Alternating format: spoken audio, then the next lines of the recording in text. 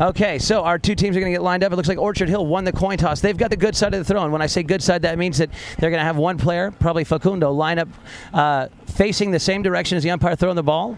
He'll go with the ball on the back end. Now the ball's back into play. Let's see who wins his first throw. And looks like it's going to be picked up here by Polito Pierres. Polito making a run down the left-hand side. This is exactly what Valiente did not want to let him do. Polito, you cannot take that ball away from him.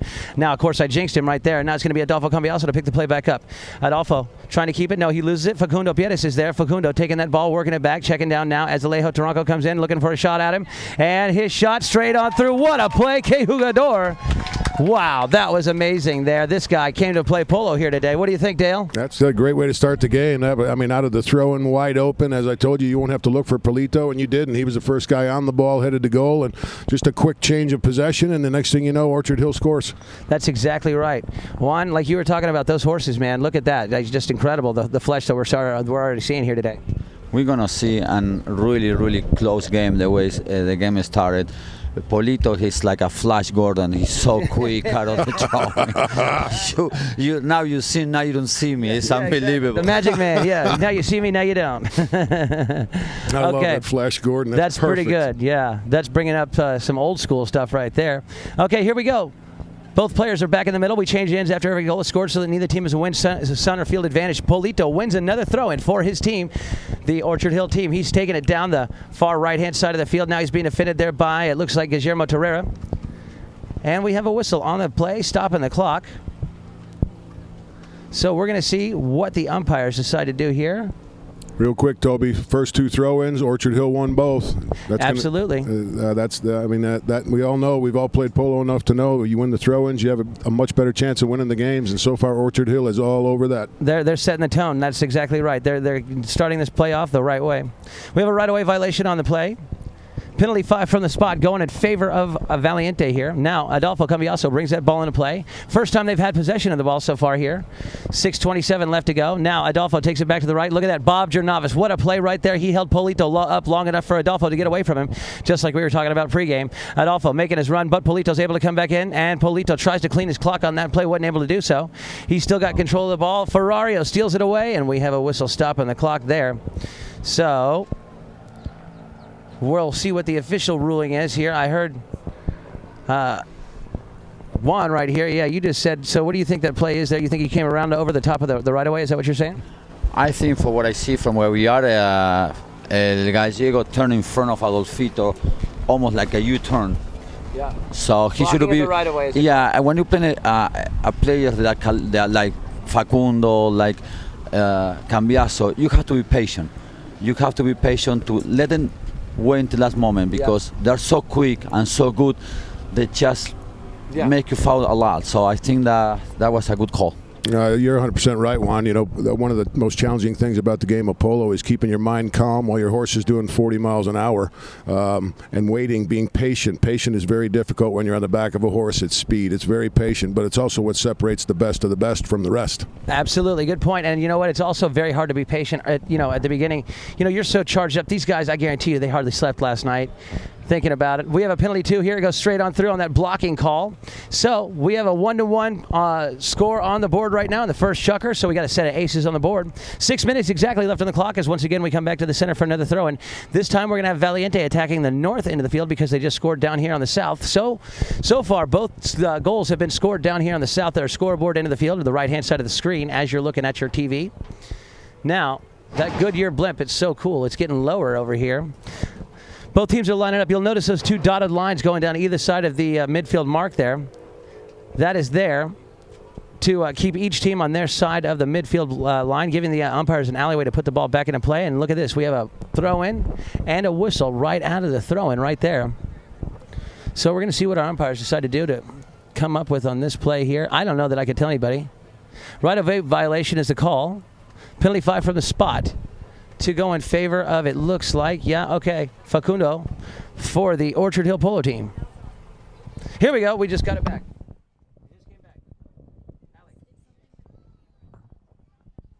Okay, here we go. Polito breaking to the left-hand side of the field. Now it's going to be Facundo taking it back to the right-hand side. Adolfo Cambiaso trying to lay a bump on Facundo. Facundo holds that ball. He checks it. Oh, what a bump there by Alejo.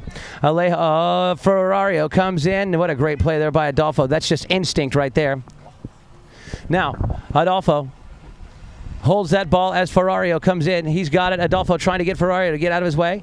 Now, Gallego still trying to make a move on Adolfo. Adolfo fires that ball down the left-hand side of the field, coming in hot. It's going to be picked up by Alejo Taranco.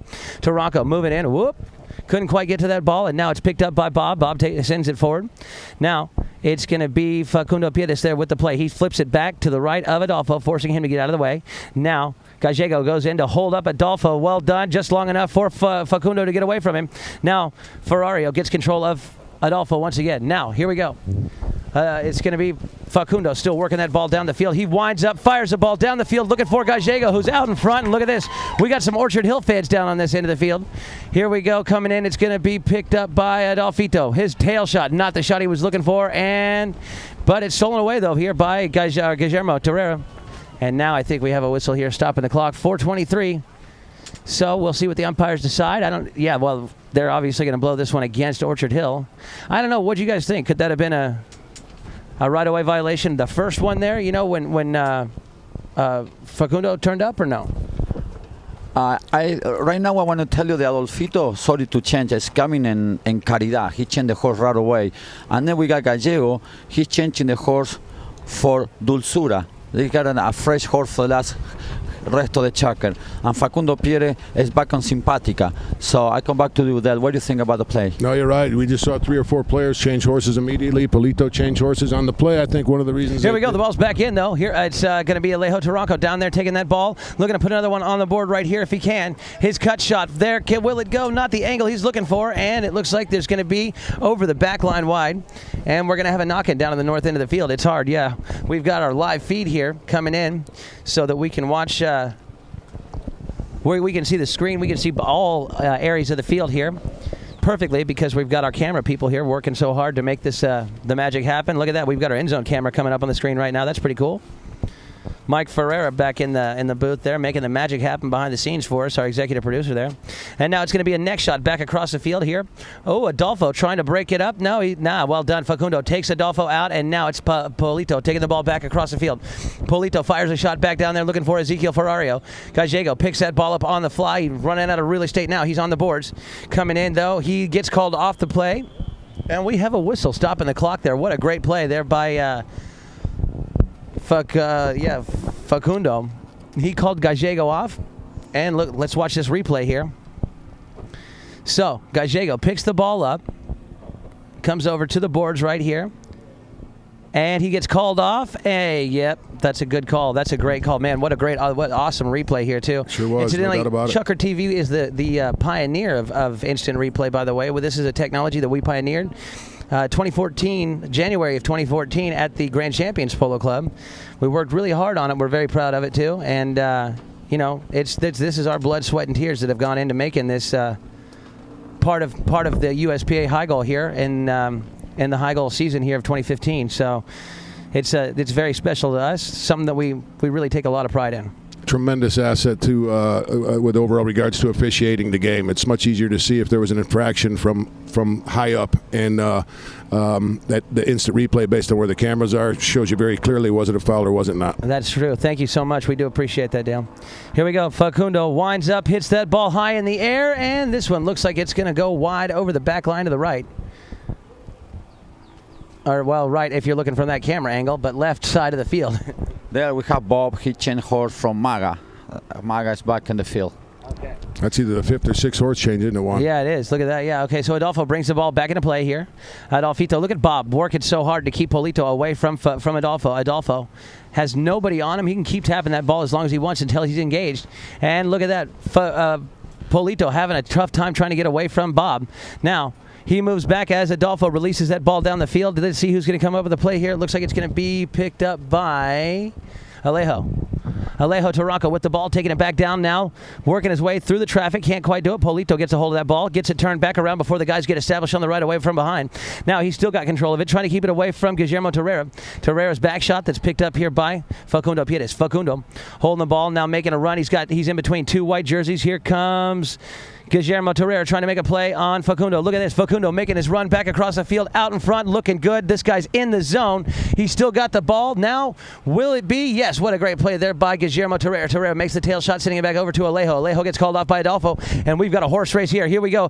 Adolfito Cambiaso making a run, and look at that horse go. He found gear number 6. Polito's able to make the hook, though, and Ferrario slaps the tail shot back around. Bob got a piece of it, and it's going to be picked up. Bob's shot there, just enough so that Alejo could get back to it. Now Alejo there to challenge Facundo Pires. Facundo coming in. He checks up. He's got the man on his hip. Facundo now decides to take it back around because he could feel that guy on his leg.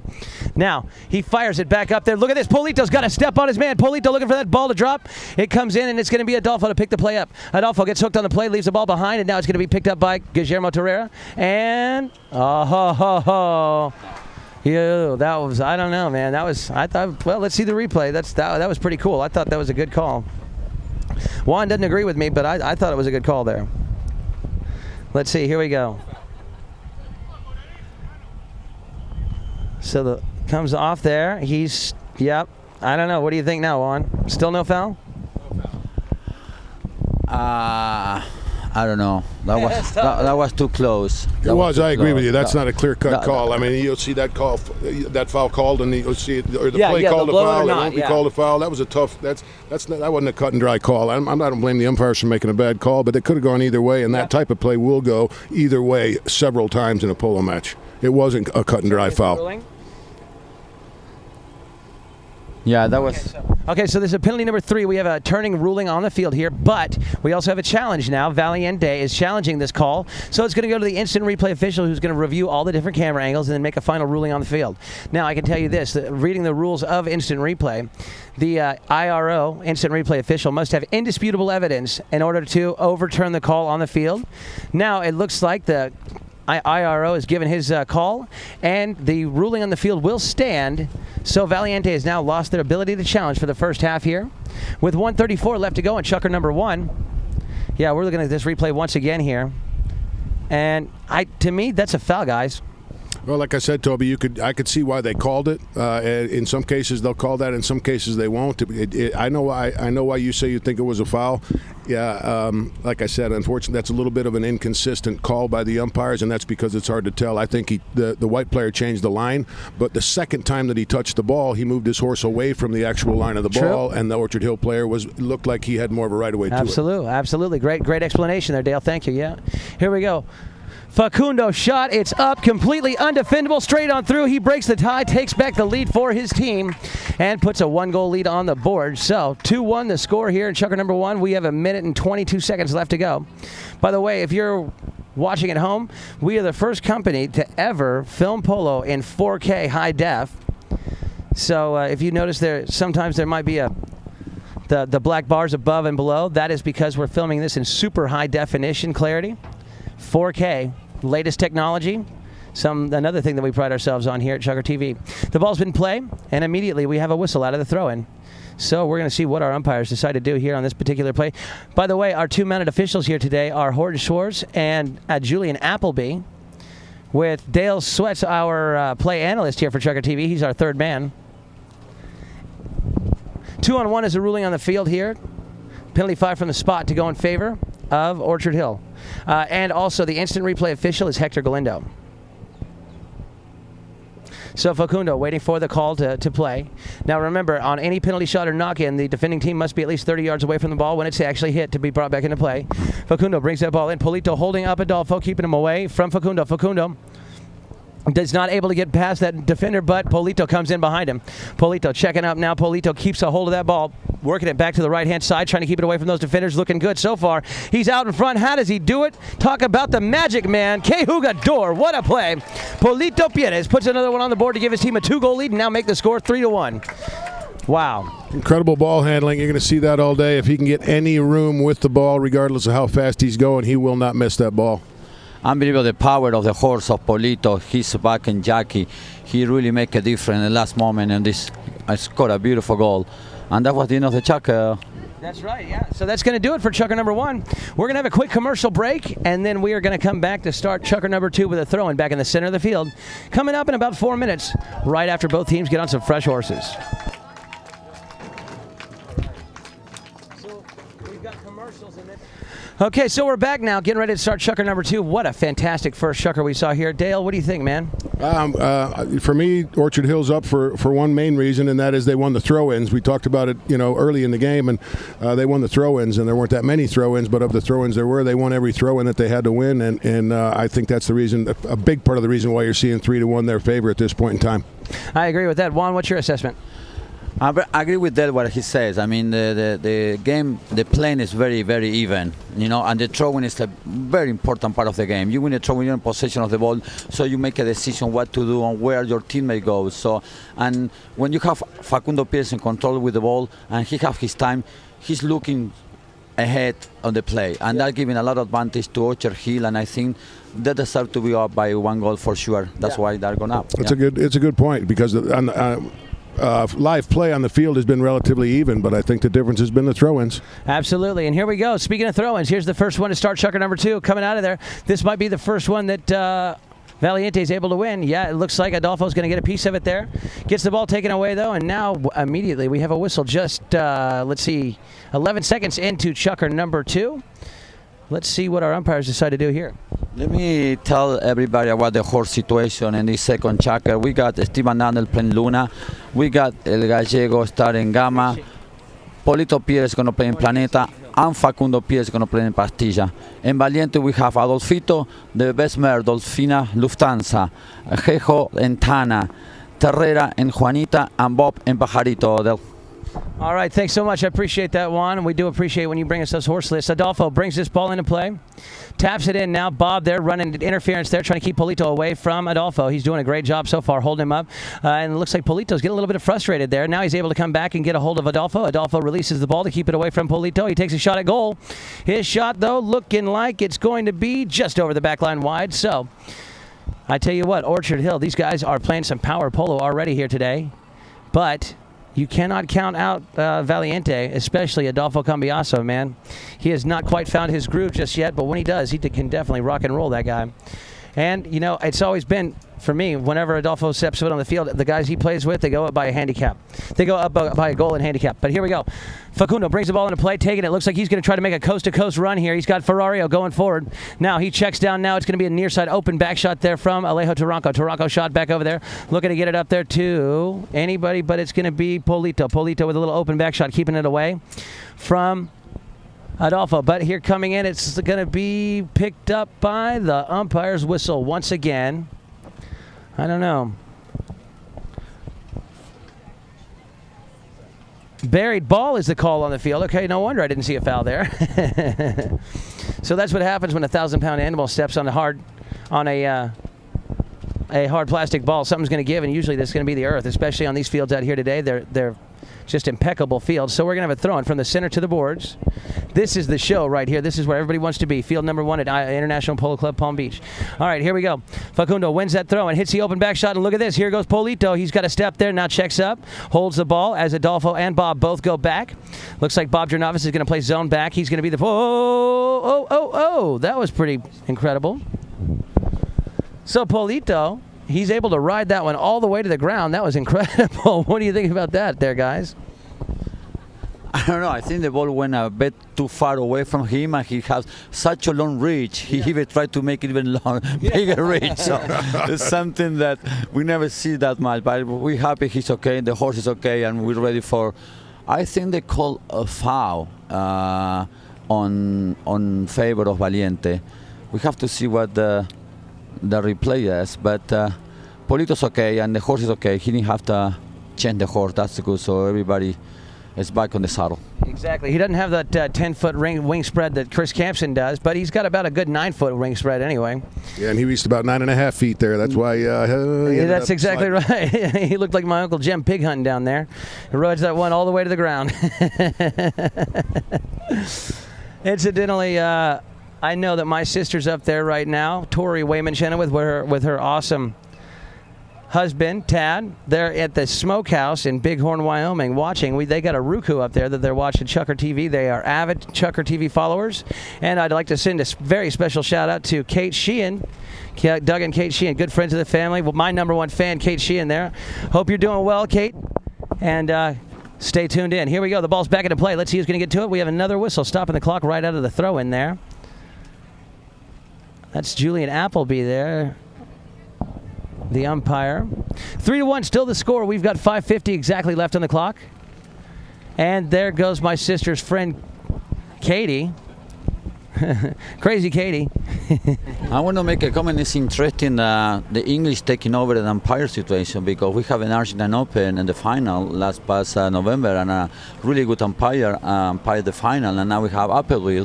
So I think it's good that we are open to see different and new ideas on calling. Oh, that's very true. Yeah, sorry, Juan. I didn't mean to cut you off there. The ball's about to be thrown back into play here. We had no foul declared on the play, so a little vindication there for the Orchard Hill team. By the way, all these high goal players, one of their top 3 umpires, Appleby is up there, as well as Horton Schwartz. Those are 2 of the favorite as far as players go. What do you guys think as far as umpires go? Dale, do you have an opinion? What do you think? Well, my personal favorite is Dale Sweats. I think, at the end of the day, he's in a better position not being on the field, because he needs to help make the overall calls and keep everything lined out. But Juan just made a great point. We're seeing some universal professional umpires. We had an English umpire in the finals of the Argentine Open last year. We've got an English Open here this year in the States, umpire in the finals of the U.S. Open. I think one of the things that everybody's trying to do internationally is get cohesive and get consistent. And it's nice to see that there's different twists and different thoughts that are brought to every game. And I think the level of umpiring is elevated a little bit, in my opinion. I agree, and also the replay is definitely making everybody better. And incidentally, speaking of the replay, we have a challenge on the play here by Orchard Hill. So Orchard Hill challenged the right-of-way, and they have lost their ability to challenge. The ruling on the field will stand, so it's going to be against Orchard Hill here. Right-of-way violation on the play, and now we're going to have a penalty. Looks like a number 4, I believe. No, let's see. No, that's a penalty 2, isn't it? Yeah, that's a 2, Toby. Yeah, that's a 4. About the umpire, it's interesting. When I win the games, all the umpires are the best. When I lose the game, all they're bad. So I don't have a favor, depending on the score of my game. You win, they're great. You lose, they're horrible. That's how it's always been and how it's always going to be. And the umpires, for sure, they're always the bad guys. Somebody's always going to hate them, that's for sure. Here we go. Looks like Alejo's going to walk up to take this one here. Alejo decides to take a full swing, hits that ball right down the middle, puts him straight on through, brings his team back within 1, making the score 3-2 with 5:38 left to go here at Chucker #2. So once again, we're going to come back to the middle of the field for another throw, and this time we're going to have Valiente attacking the south or scoreboard end of the field or the right-hand side of the screen, because they just scored on that penalty 2 down on the north. And remember, neither team has a challenge left for the half, so we're back to 2013 now as far as the game goes, umpiring goes. Let's see who wins this throw-in, guys. Yeah, exactly. First of all, umpires are not happy with the way they're lined up. Both teams will stay on either side of that dotted lines there, or else the umpires are going to blow a whistle and award the other team a penalty, number 5, just like that, right there. They're not tolerating anything here today. They're setting the tone early. Jumping over the line. Yeah, jumping the line is what they call that. It's going to go in favor of Orchard Hill, but I guarantee you it won't happen again. Or if it does, it'll only be one more time. Because that hurts when you come back from expecting a throw-in and then have it taken away for a penalty 5. So Facundo brings the ball into play. Facundo winds up, fires it. Oh! We hit a horse. It's okay, but I think it hit the horse and knocked it down. You know what I mean? Oh, really? Yeah. So it's back up, but it oh, I didn't see that. I didn't see the play. That's what happened. Okay. The ball hit the horse in the head and it dropped it and got right back up and it dropped it. I think that's what happened. Okay.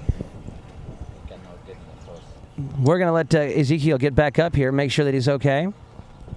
I don't know. I thought either is that well, I don't know. I couldn't see the ball, that's for sure. No, I couldn't either. So I'm not 100% sure that is what happened, Toby. I just know he hit it and we heard the crowd. Yeah, and the guy went down. The horse went down, it got back up. So I'm not really sure exactly what happened there. Okay, so well, right now this is a trigger here that the umpires use for an official review. So they're going to use this. They're going to use the replay right now to see if there was a foul on the play or if it was what they call breaks of the game. Which, you know, incidentally, polo is the second most dangerous sport on the face of the earth, second only to speedboat racing. I believe is what the number one most dangerous sport is. And so this could be a penalty on the play, or it could just be a break of the game kind of a deal. You know, sometimes you get caught in the wrong place at the wrong time, and things happen. But like we talk about, the rules are designed first for the safety of the horse and second for the safety of the player. Gallego, in the interest of safety, is going to go ahead and hop onto a fresh horse here. He's going to have his spare come down and meet him on the sidelines. Juan, you could probably tell us who that spare is going to be. The horse is called Hormiga. Hormiga, okay. Hormiga, like okay. ant. Ant. Ah, okay, ant, yeah. See, you learn something new every day. So he's going to go ahead and switch on to this fresh horse here on the sidelines. Now, it's funny that they have this new rule here about, you know, if a player gets time out to change his horse, he has to walk the horse, he has to jump off and walk the horse off the field the quickest way possible, which I think that's great. I think that's definitely absolutely appropriate. But for years and years, for 10 or 12 years now, they made it so that you weren't allowed to change your spares on the sidelines. Remember, it used to be you could change anywhere on the field, but you had to change for the past 10 years or so. You had to change on the end lines, in the end zones. Looks like the IRO came back with a ruling. He said no foul on the play, just breaks of the game. It's going to be a throw-in from the center to the boards. Remind me to tell you a funny story about Adam Snow one time playing. I know he's watching here today. I know he'll remember about him changing on field number 1 at Palm Beach Polo. Here we go. The ball's back into play, and it's going to be picked up here by Polito there with that ball. Keeps it away. Can he keep it going, though? Looks like it's going to roll over the back line wide. We're going to have a knock-in, I believe. No? Well, let's see. No, we're not. That's the clock has stopped. So I think we had a whistle on the play here.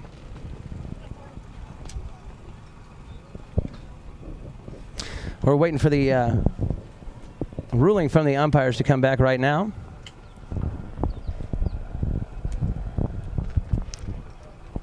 Had a couple of horse changes. Bob Jernavas and maybe Adolfo. Yeah, Bob is getting in Serena, and Adolfo's getting in Foxy. Ah, Foxy Lady.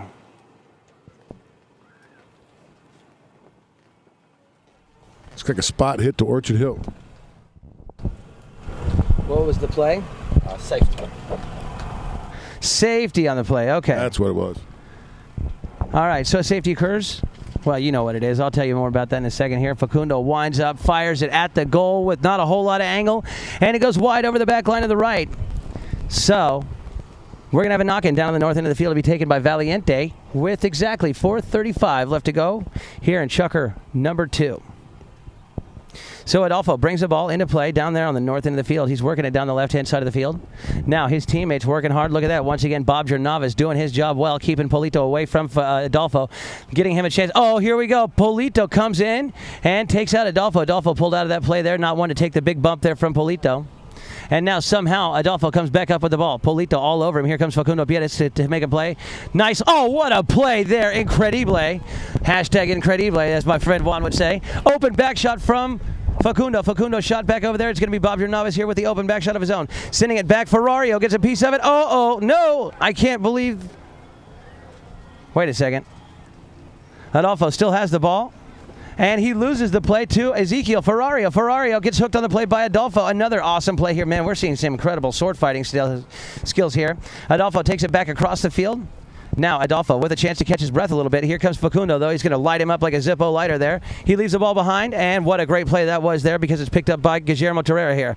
Torreira with the ball. Facundo moves in to pick him up. Bob's got Polito held out of the play. Polito trying to get away from Bob. Now he does so. Now, Guillermo's shot is there. Will it go? Oh, what a play by Taranco. Alejo, but it's picked up by Facundo. Facundo holds that ball there as Alejo comes back in to make a play, trying to hold him. Now, let's see.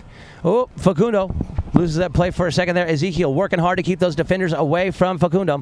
Facundo, and here comes Polito. Polito busting out of there, breaking down, going for a pass downfield. Now, Facundo still has control of that ball as he comes together with Guillermo Torreira.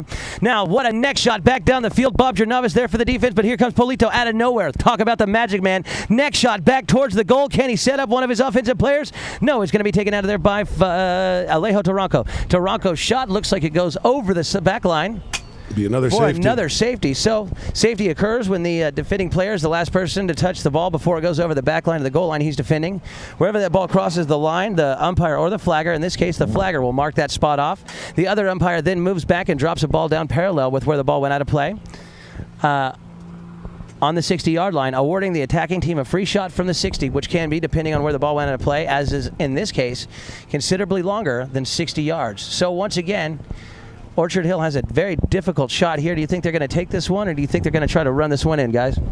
I think it's going to hit it, but what's interesting to see, Polito, he came before that play, he changed for Virtu, he make a nice run, nobody see him, just Facundo saw him hit a beautiful next shot, and then in the end of the goal on the other side, he came back and he changed a horse again for Shelty. So we see Polito already playing 3 horses in less than a minute. You know, we were talking about the change of horses and how significant that a quick change can be, because at that moment in time, or at this moment in time, Polito's the only one on a truly fresh horse. Let's Absolutely, see if he can capitalize and it on worked that. for him too. Here we go. Facundo's running that ball. Now it's going to be Polito to come in and break this play back up. He takes the hook, keeps it away from those defenders, gets it turned back around, and now Facundo is there, turning it back underneath his horse's neck. Facundo with a man on his hip. He keeps it working back around. Now he's in between 2 white jerseys. He keeps it away from those defenders. He's got Ezekiel Ferrario there behind him. He leaves the ball. Adolfo tries to come in and pick up a play. And Facundo still has control of that ball. Facundo working his way through the traffic, trying to find a hole to get to the goal. Can he do it? Oh, Adolfo's up on the handlebars. He's still able to make the hook, though. Now here comes Polito. Polito's open back shot back towards the goal. It gets kicked by a horse, and now here it is. Ezekiel there. He gets ridden wide. Wow, what a horse there for Alejo. Adolfo takes the ball out of the air, keeping it away from those defenders. Adolfo comes in, picks it up, taking it forward. Here comes Polito to line him up. Now Polito trying to make a play on Adolfo. Adolfo gets the shot off, sends it down, and this one's going to take a hop off the field. And we're going to have a throw-in from the boards to the center. Looks like just south of midfield by about 5 or 7 yards or so. No, they're going to bring it back to just a couple of yards south of midfield. Throw is going to be on umpire Julian Appleby, Kiwi umpire that is. Look at this. Here goes Facundo taking it, winning that throw in. Oh, bad luck there. Near side back shot on the play, and now Ezekiel gets to it. Ezekiel near side open back shot to the boards, looking for an offensive player. Here comes Polito. Polito coming in hot. Now he takes it on the near side. Back to the offside, like we were talking about before. Once he gets that ball going down the field, it's impossible to take it away from him. The only person that can take it away from him is him. And now Adolfo comes in and takes the ball. He's waiting for those defenders to commit. He's going to then adjust his game accordingly. Oh, somehow, what a play there. It's taken out of there by Guillermo Terrera. Terrera shot back down the field, but Facundo is there playing, or excuse me, that's Facundo. Steve Van Andel. Coming in, yeah, Van Andel, yeah, no, but Facundo's got the ball now. Yep. Facundo turning it back around. Now he holds that ball. He leaves it there behind on the boards for Polito to come in. Yeah, Polito's got the play. Polito now runs past the man on the near side. Now Polito drops his horse's head, working his way through the pack, gets away from the first 2 defenders, still hooked on the play, but he still gets away from him. Adolfo there trying to stop him. Adolfo coming in. Can he do it? It's right there in the goal mouth, and we've got our third safety of the Chukker. Wow. But it goes from a guaranteed goal to a safety. Ball's been down in Orchard Hill and a lot of this Chukker so far, or at least the last half of the Chukker one. Remind me of the game of Audi against Valiente, when the first couple of Chukker, Valiente cannot go through midfield. The Audi was closing the gap very good to Valiente, and I didn't have much time to run away. I think Orchard Hill is really very sharp, I will say, you know, and they're knocking. They're taking the man, they're taking the time, and they're patient. That's very important. Patience is a key, and you're 100% right. And the other thing I noticed is we said Polito's the last guy to get on a fresh horse, and he's been using it to his advantage so far this Chukker. They haven't capitalized on it with a score, but I think it's a big part of the reason that the ball's been in the Orchard Hill end for about the last 2 minutes. Your boy, that's the truth. Yeah, he plays 5 fresh horses in 4 minutes. We've got some tweets coming in, though, that are pretty good here. We got one from Peter Cummings. He says, at ChukkerTV, can I get a shout out to my familia at the game watching from next to the ChukkerTV position? Hashtag ChukkerTV, hashtag live polo. Well, there you go, Peter. We're checking the safety here. I don't know why. Well, okay, it's official trigger here. That's one of the triggers, one of the 4 triggers we have that the umpires can use in official reviews. So the IRO is reviewing the play right now to make sure it is actually a safety and not a knock-in. So when he comes back with his ruling, it's ruled right now. It is ruled a safety, and I can tell you this: if it comes back inconclusive, the IRO has to go with what the umpires rule on the field, which in this case would be a safety. So if he can't tell because the angles are off or whatever, it's going to be a safety. You know, Toby, it mirrors other sports like football. You know, they do instant replay, and if they can't come up with conclusive evidence to overturn a call, the play stands as called on the field by the officials. Exactly, and it's the same thing we do here in polo. Yeah, for sure. That's the way they designed it, too. So there has to be indisputable evidence for the IRO to change the ruling on the field. Because if you think about it, also, the IRO, yes, he has the benefit of the different camera angles, but he's also overturning both umpires on the field, plus the third man in some cases. So that's a lot of set of eyes to overturn, but I guess it all evens out with the camera angles. I tell you what, you talk about a lot of strategy that goes into, has changed the whole dynamic of the game, though, this instant replay here, for sure. Facundo not... Okay, so the safety has been confirmed, but they're going to move it a little bit wider than where they had it lined up originally, and Facundo's going to take it back to where it was. Just 3 or 4 feet, not a big deal. Whatever. We can see Polito's back in another horse. It's unbelievable. He's the 4th horse we got in this chukker. He's back in Oportuna. It's impossible to keep tracking on Polito's horses, so I'm going to leave it to you, Tommy, next time. Thanks a lot. I appreciate that, Juan. That's I don't very blame kind you, of Juan. It's hard to keep track. That's his 4th horse, this chukker. Incredible. 4th horse. We've got 32.9 seconds, so make it or miss it. This should end the chukker unless it's knocked down or left on the field. Facundo's shot, it could be knocked down, and it is. And it's going to be Alejo there. Now, you don't see that happen very often. Facundo mishit a ball like that. Alejo gives it back over to Adolfo, just the man you want to have the ball when the game is ticking down like this, or the clock is. We've got 21 seconds, plenty of time for Adolfo to move this ball all the way down and get a goal on the board if he can. Polito tries to get a hold of it, but look at this. Bob Jornavas has him covered up. Nobody gets a piece of it. Now it's going to be Facundo. Polito's turned, and Facundo going to try to pick up some better positioning here. Whoop. And Gallego with the ball. Gallego winds up and fires, but he tops that ball. Coming in, it's going to be Polito to pick it up on the near side. They're going to run out of time, though. That's good. Whoop. Well, maybe not. Let's see. I believe that's Chukker. Chukker may have ended with a foul, Toby, and I'm not sure. Can that happen in polo today? Can it end and they'll start the next Chukker with a foul? I don't think so. They have to play it out. They'll put 5 seconds back on the clock. That's why the teams are still on the field. I think they did blow a whistle on the man who tried to take Polito out. I think so, yeah. It'd be an off-speed bump, I believe. But we'll get the official ruling from the umpires coming back momentarily.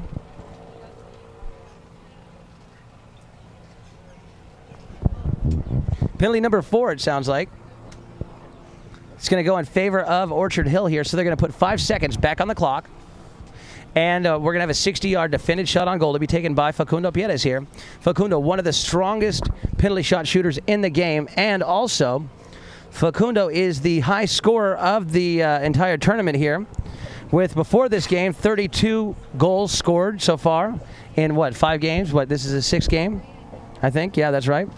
So has he, let's see, has he scored today yet? Yes, he did. He put 1 in, so now he's up to 33. Because Polito has 2 goals, correct? Is that right, guys? I believe that's right. Facundo's got a penalty shot. Penalty 2, and then Polito's got 2, yeah. So here we go. Facundo winds up, hits that ball high in the air, and, over the back line wide to the right.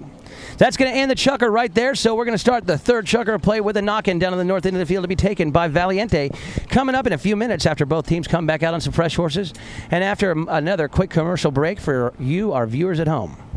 Okay, so we're back now after our quick commercials there. Guys, what do you think so far? Dale? It's anybody's game at this point. Obviously, it's 3-2. It's been a close game. I think that Valiente lost the 2nd chukker, in my opinion, overall, because they spent most of their time in the Orchard Hill end of the field. I think they're fortunate to come out only one goal down. There were also several penalty shots missed by Facundo Pierres and Orchard Hill in that chukker. Hopefully that doesn't come back to haunt them. I'm agree with you, Del. It's not very. You don't see every day Facundo missing penalty force and safety. So, but they really Valiente have a really problem try to go by midfield. Orchard Hill is doing a hell of a job closing the gap, not letting it come through. They're controlling Adolfito very well, and I think they're doing a good job doing that. And also, who's a really good fighter is El Gallego. He's fighting like a soldier. It's like a warrior. It just go everywhere. And then right now, for me, it's the man of the game. I agree. 100%. Yeah, for sure on that. We got a great tweet that just came in here from the Major. The Major says, at ChukkerTV, #LivePolo. He says, Shelty, such a great pony for so long now, has been played in the Queen's Cup and the Gold Cup in the UK by Faku. So thank you so much for that, Major. We appreciate that. That's a great tweet. We got our players are making their way back out on the field right now. So we're about to get this game back underway in just a moment or two. So we're going to come back with that, with a knock-in down on the north end of the field to be taken by Valiente to start this last chunk of the first half off. Looks like our players are just about ready to come back. We're going to get this game back underway, and like I said, in just a moment or two.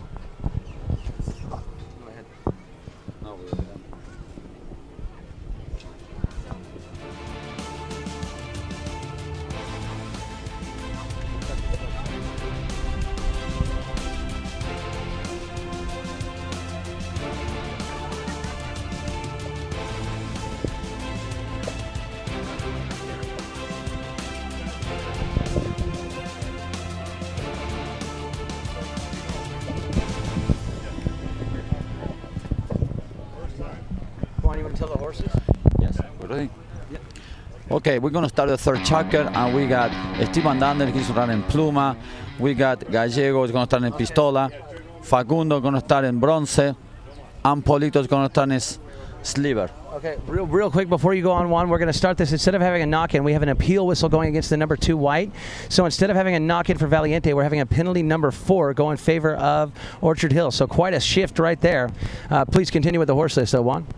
Well, I'm sorry. And then we have Valiente, we have Bob, going to start in Reina, Adolfito, Gondolfina Boyne, Jejo Tarango, going to start in Pipi, and Terrera is going to start in Milagro. Okay. All right, so penalty number 4 for Facundo. Wow, what a swing there! I tell you what, that has to hurt, those appeal whistles. We have Jane Dale over there says, "Can I get a shout out? Watching in the UK." So there you go, Jane. Good to see you. Thanks for tuning in. Thanks for watching the finals of the U.S. Open here with us here on ChukkerTV. We hope you're enjoying this broadcast so far. Here we go, Facundo. Hits that ball high in the air, undefendable. This one's looking good, straight on through. And now he gives his team, he doubles up the Valiente team on the scoreboard, making the score 4-2 here in Chukker number 3. Coming back to the center of the field, we have 7:15 left to go as both teams line up for the throw-in back in the middle. You'll notice that the umpires keep moving the throw-ins from the west side of the field or the far side of the field back to the east side of the, or excuse me, from the east side of the field back to the west side here. They do that so they aren't chewing up the same spot. And look at that, Facundo catches the ball on the bounce out of the throw-in, winning one more for his team here. Facundo Pires there, he's got Gallego coming in behind, and Facundo looking to make a run past those defenders. God, what incredible situational awareness there. He keeps it away from those defenders, now switches to the near side. Can't quite keep it under control, and is going to be picked up here by Guillermo Torreira with the ball. Torreira holding that ball. Gallego all over him. Gallego wins the play and now takes it back on the near side. But, oh, wow. It's picked back up here, and it's Alejo Taranco with the play. Alejo now loses it once again to Gallego. Man, that guy's a fighter, just like Juan, you were saying. He leaves it behind now for Facundo to pick up. Facundo taking that ball back through. Facundo with a reverse neck shot, fires it back up there, looking to get it to Polito, if not put it outright in the goal right there. Now, back shot on the play. Alejo comes in, and the whistle stops the clock there. I think we're going to have a right-of-way violation. No, boys? What do you think? Yeah, Juan talked about patience, and unfortunately, as much of a warrior as he is, and he's so aggressive, if he could have just had a little more patience, that wouldn't have resulted in a foul. It isn't that bad for him, but they're going to lose about 110 yards here. Blocking. Should say Valiente is going to gain 110. Yeah, exactly. Blocking of the right-of-way is a call. Yeah, that was a good call, and I think, like I said, Gallego is has so much enthusiasm of the game. He's so powerful, and he tried to do everything, and sometimes it's not the best. It doesn't work. Exactly, you're right. 100%, Juan. Good point there. Excuse me. So, penalty 5 from the center of the field going in favor of Valiente here. Adolfo Cambiaso taps that ball back into play. We got it. Let's see here. Bob, once again, doing his job so well here today, keeping Polito, and that is not an easy thing to do. He gets Polito locked up and keeps him away from Adolfo. Look at Adolfo, uses Bob just like a shield right there. Now he takes it back to the right-hand side. Now he's going to start moving this ball down the field. Now running around the pack, trying to get this one worked in. Can he do it? He's down there looking kind of good. Yes, well, no. It looks like we have a whistle down there. That could be a penalty number 1 if it's in the vicinity of the goal. We'll see what our umpires decide to do here. See what our replay does, too. Right away violation on the play. It is a penalty number 1. I was right on that. So it's an automatic goal. So the score now 4-3, and it's going to be a throw-in from the center of the boards to the boards, giving the team that was fouled, in this case Valiente, the best opportunity to score again. Now, funny, interesting fact here, though, about 8 out of 10 times, they do not, the team that was fouled, in this case Valiente, doesn't convert on these penalty ones here. Only about 2 out of 10 do they do. Are they able to score a goal here on this throw-in and make this a 2-point play? Let's see if they can do it right now. Looks like they might be able to do it. No, yep, there you go. It's taken out of there, and Facundo wins that play. Keeps it away from Alejo Taranco. Guillermo Torreira with a back shot. Oh, what a horse. That was an awesome move there. Both those horses just incredible. And now it's going to be picked back up by Gallego here. Gallego with the ball. Gallego holding it there, and he's got Facundo holding out the defense. Oh, Adolfo comes in, steals it away. Wow, Adolfito, he still got it for sure. Now Adolfo working his way along the back line now. Adolfo coming through. Can he do it? He takes it. No, he loses the play, but once again, no, yes, no, what? Foul on the play. Okay, 5, no. Yes, okay, the clock just stopped there.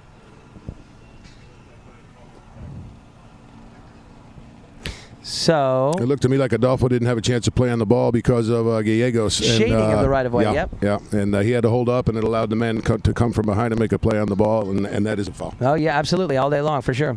Yeah, so it's a penalty number 2 because now it's an interesting fact. So it wasn't in the vicinity of the goal mouth, so they couldn't make it another penalty 1. This is a penalty number 2, and when the foul happens inside the 30-yard line, the attacking team or the team that got fouled has the option to take it from either from the spot or from the center. Now in this case, it was the foul happened closer to the goal than 30, but with the angle it was at, the Valiente team chooses to move it back further away from the goal, but center it up so that he's got more goal to shoot at here, so to speak. So Alejo Taranco will be taking this penalty number 2, 30-yard shot on goal.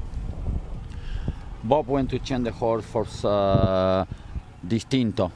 He's back in a fresh horse on this last part of the Chucker. All right, here we go. Alejo winds up, hits that ball, looking good, sends it straight on through, bringing his team back with with that penalty 1. That's the tie ball game on the board now. So 4 goals apiece, and now 5 minutes and 10 seconds are left as once again we come back to the center for another throw-in. So, we've seen quite a few fouls here today, but really it's still moving on kind of pretty good though, guys, I think. Oh, it definitely is. Sorry, Alejo, I think it's in Wembley. That's the horse. Alejo's on Wembley. Okay. I think you're right, Juan. Let's see, where is he? Yeah, you're right. That sure looks like him.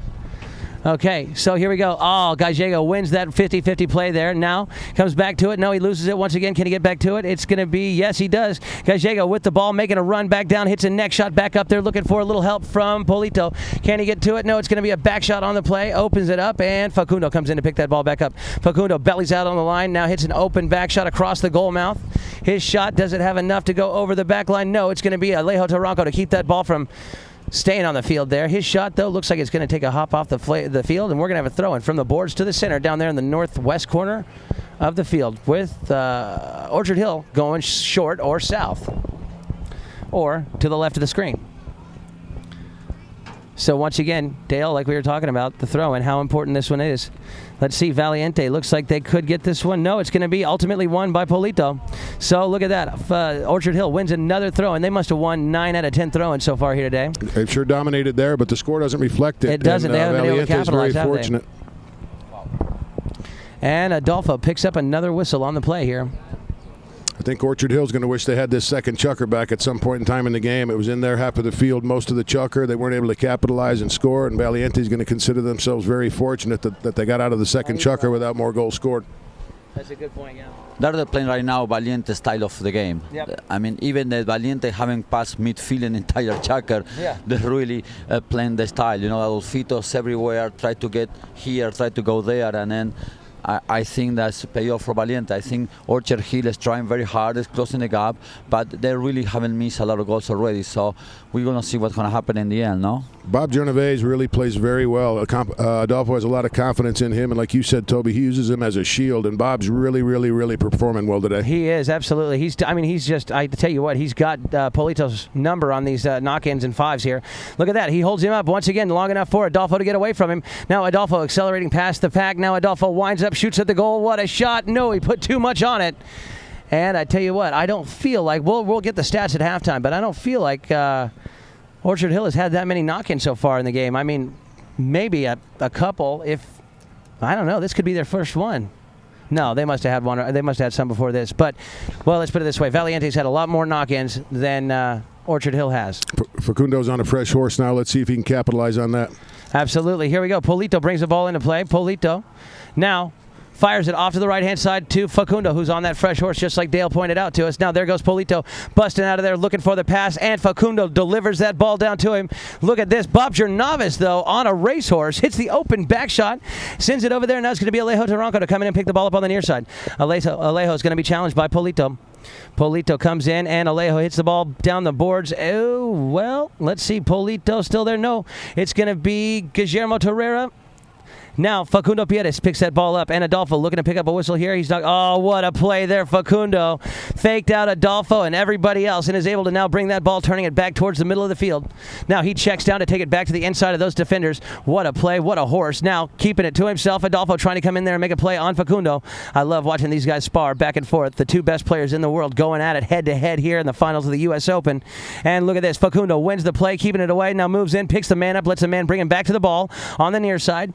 And now it's going to be a near side back shot there from Alejo Taranco. Taranco shot over to the boards to be picked up by Polito. Polito there, holding the ball as Adolfo puts pressure on Polito. Polito now has Facundo in behind him. He leaves the ball behind to hold up Adolfo. Adolfo is able to back up and get away from Polito. And now Facundo still has control of that ball. Facundo trying to capitalize here, trying to make sure this one counts. Can't quite do it. He loses the play, and it's a great back shot there. And now Steve Van Andel. Well done, Steve. Sends that back shot back over there to Polito. Polito picks up Steve's shot, and now it's going to be Polito taking it through. Polito looking to put another one on the board. He's just inside the 60 now. Polito's got one man to beat. He leaves it behind. Facundo's there. Facundo looks up. Facundo fires, and Facundo finds the center of the goal, breaking the tie, and now taking the lead to make the score 5-4. With 1:18 left to go here in the first half. K. Jugador, what a play right there. Great play by Steve Van Andel. Crucially backed that ball and turned that play, and it went immediately from defense to offense, and a goal for Orchard Hill. That was incredible. Yeah, absolutely. So just like we were talking about here, guys, like you guys have been saying, you know, they finally are now starting to find their groove here. They were a little snake bit around goal, especially in the second chukker. Now they got one on the board, though. This might be the floodgates opening, huh? Yes, I was very... The backshot of Van Andel was a 2-goal backshot because he stopped a for sure goal of Valiente. And here we go. Look at this. Ferrario out in front, looking to put a 2-goal lead on the board here before the end of the chukker. He's looking good. Can he do it? Adolfito, what a play. Adolfo shot hits the... Oh, that's going to be a safety on the play. Stopping the clock just 3 seconds before the warning horn. Man, what a play by Adolfo Cambiaso. Look at this. Gallego coming in on a replay here from the end zone camera. Adolfo's shot actually grazed the post and went over the back line wide. So we have another safety on the play, penalty number 6. This is going to see that flagger standing there with his flag sticking straight up in the air. That means that's where the ball crossed the line. So the umpire will move back to the 60 and drop a ball down parallel with where the ball went out of play. And then Facundo will have a penalty number 6, which is very similar to a 4, in that it's from the 60-yard line. And since the ball crossed the back line not too far away from the goal mouth, it's not going to be that long of a shot, or excuse me, not much more than a 60-yard shot, maybe 61 yards here. And make it or miss it, this should end chukker number 3 right here, giving Orchard Hill an opportunity to put their team up by 2 to go into the halftime. Dale, what do you think, man? Was that incredible or what? Oh, it absolutely was. What a great save by Cambiaso. He absolutely never gave up. And, I mean, even if Facundo makes this foul shot, it's a hell of a lot harder shot than letting the ball roll in the goal down there. Facundo winds up, hits it high in the air. It's undefendable, but, wow, it worked out for him. So... ball is out of play when the warning horn goes. That ends the chukker. That means we're going to start chukker number 4 with a knock-in down on the south end of the field to be taken by Valiente. As soon as we have our halftime here, we're going to have the Champagne Divot Stomp out on the field. So we'll be back after a commercial break. and to get the game back underway with, like I said, a knock-in down on the south end of the field to be taken by Valiente in just a few. So join us back in just a few minutes after a quick commercial break, and we're going to go over what we've seen so far in this game. All right, Juan, we're back now. That was awesome. Hi, how are you, everybody? Hello, everyone. Yeah, good to see you. Okay, So Del. we're having our champagne divot stomp out there right now. So what do you think of the game so far, Juan? What do we see here in the second half? We are watching a very physical connection game. We haven't seen much running, much That's true. open polo. We see stopping and crashing. Yep. And no. I like to see more running, more passing, more coming from behind. I want to see more. I don't know how to say it. Well, all style of polo. Sure, yeah, open polo. Open polo, yeah. exactly. That's the word. We haven't seen too tight. I mean, Orchard Hill is so worried about Adolfito. Yes. And when he comes from behind and go all the way, so they're closing very, very good the running. Yes. You know, so I don't know what's going to happen in the three Chucker. It's very, very tight game. We can see Facundo is not. He missed like 5 or 6 penalty fours. So yeah, and you know what? And you can count on one hand the number he's missed the whole season. Exactly, yeah. exactly. So I think we're expecting to see anything going to happen in the next three Chuckers. I agree 100% with that. And you know the thing is, Orchard Hill, their style of play is the old school open flowing polo. So you got to take it. You got to get take your hat off to Adolfo. He's making them play his game. You know. Yes, absolutely. But you know, I think Facundo's playing a hell of a game, and I think Polito have to show up a bit more. Polito have to come up and score goal like that's his best on the game, and we haven't seen Polito score many goals in the first three Chuckers, so we're hoping to see it doing in That's the very next true. the Chucker. But honestly, hats off to Bob for taking care of. I mean, I think he's kind of got in Polito's head at this point, don't you? Yes. He's doing like a wall. Yes. When Adolfito makes a knocking, he's like a wall taking, and that gives Adolfito a lot of room to get almost to the middle of the field without someone defending him. So that's a good job. I want to say something. The back shot of Banander was unbelievable. Was incredible. Yes, that was so. That's a great play. Not just he closed Adolfito to score in favor of Valiente, but he gave a perfect line to Facundo to score goal and that. Yeah, to create that play. You're right. Yeah, so we're watching a really good game. We're watching a really 8 players playing really, really good, and we see unbelievable horses on the field. So.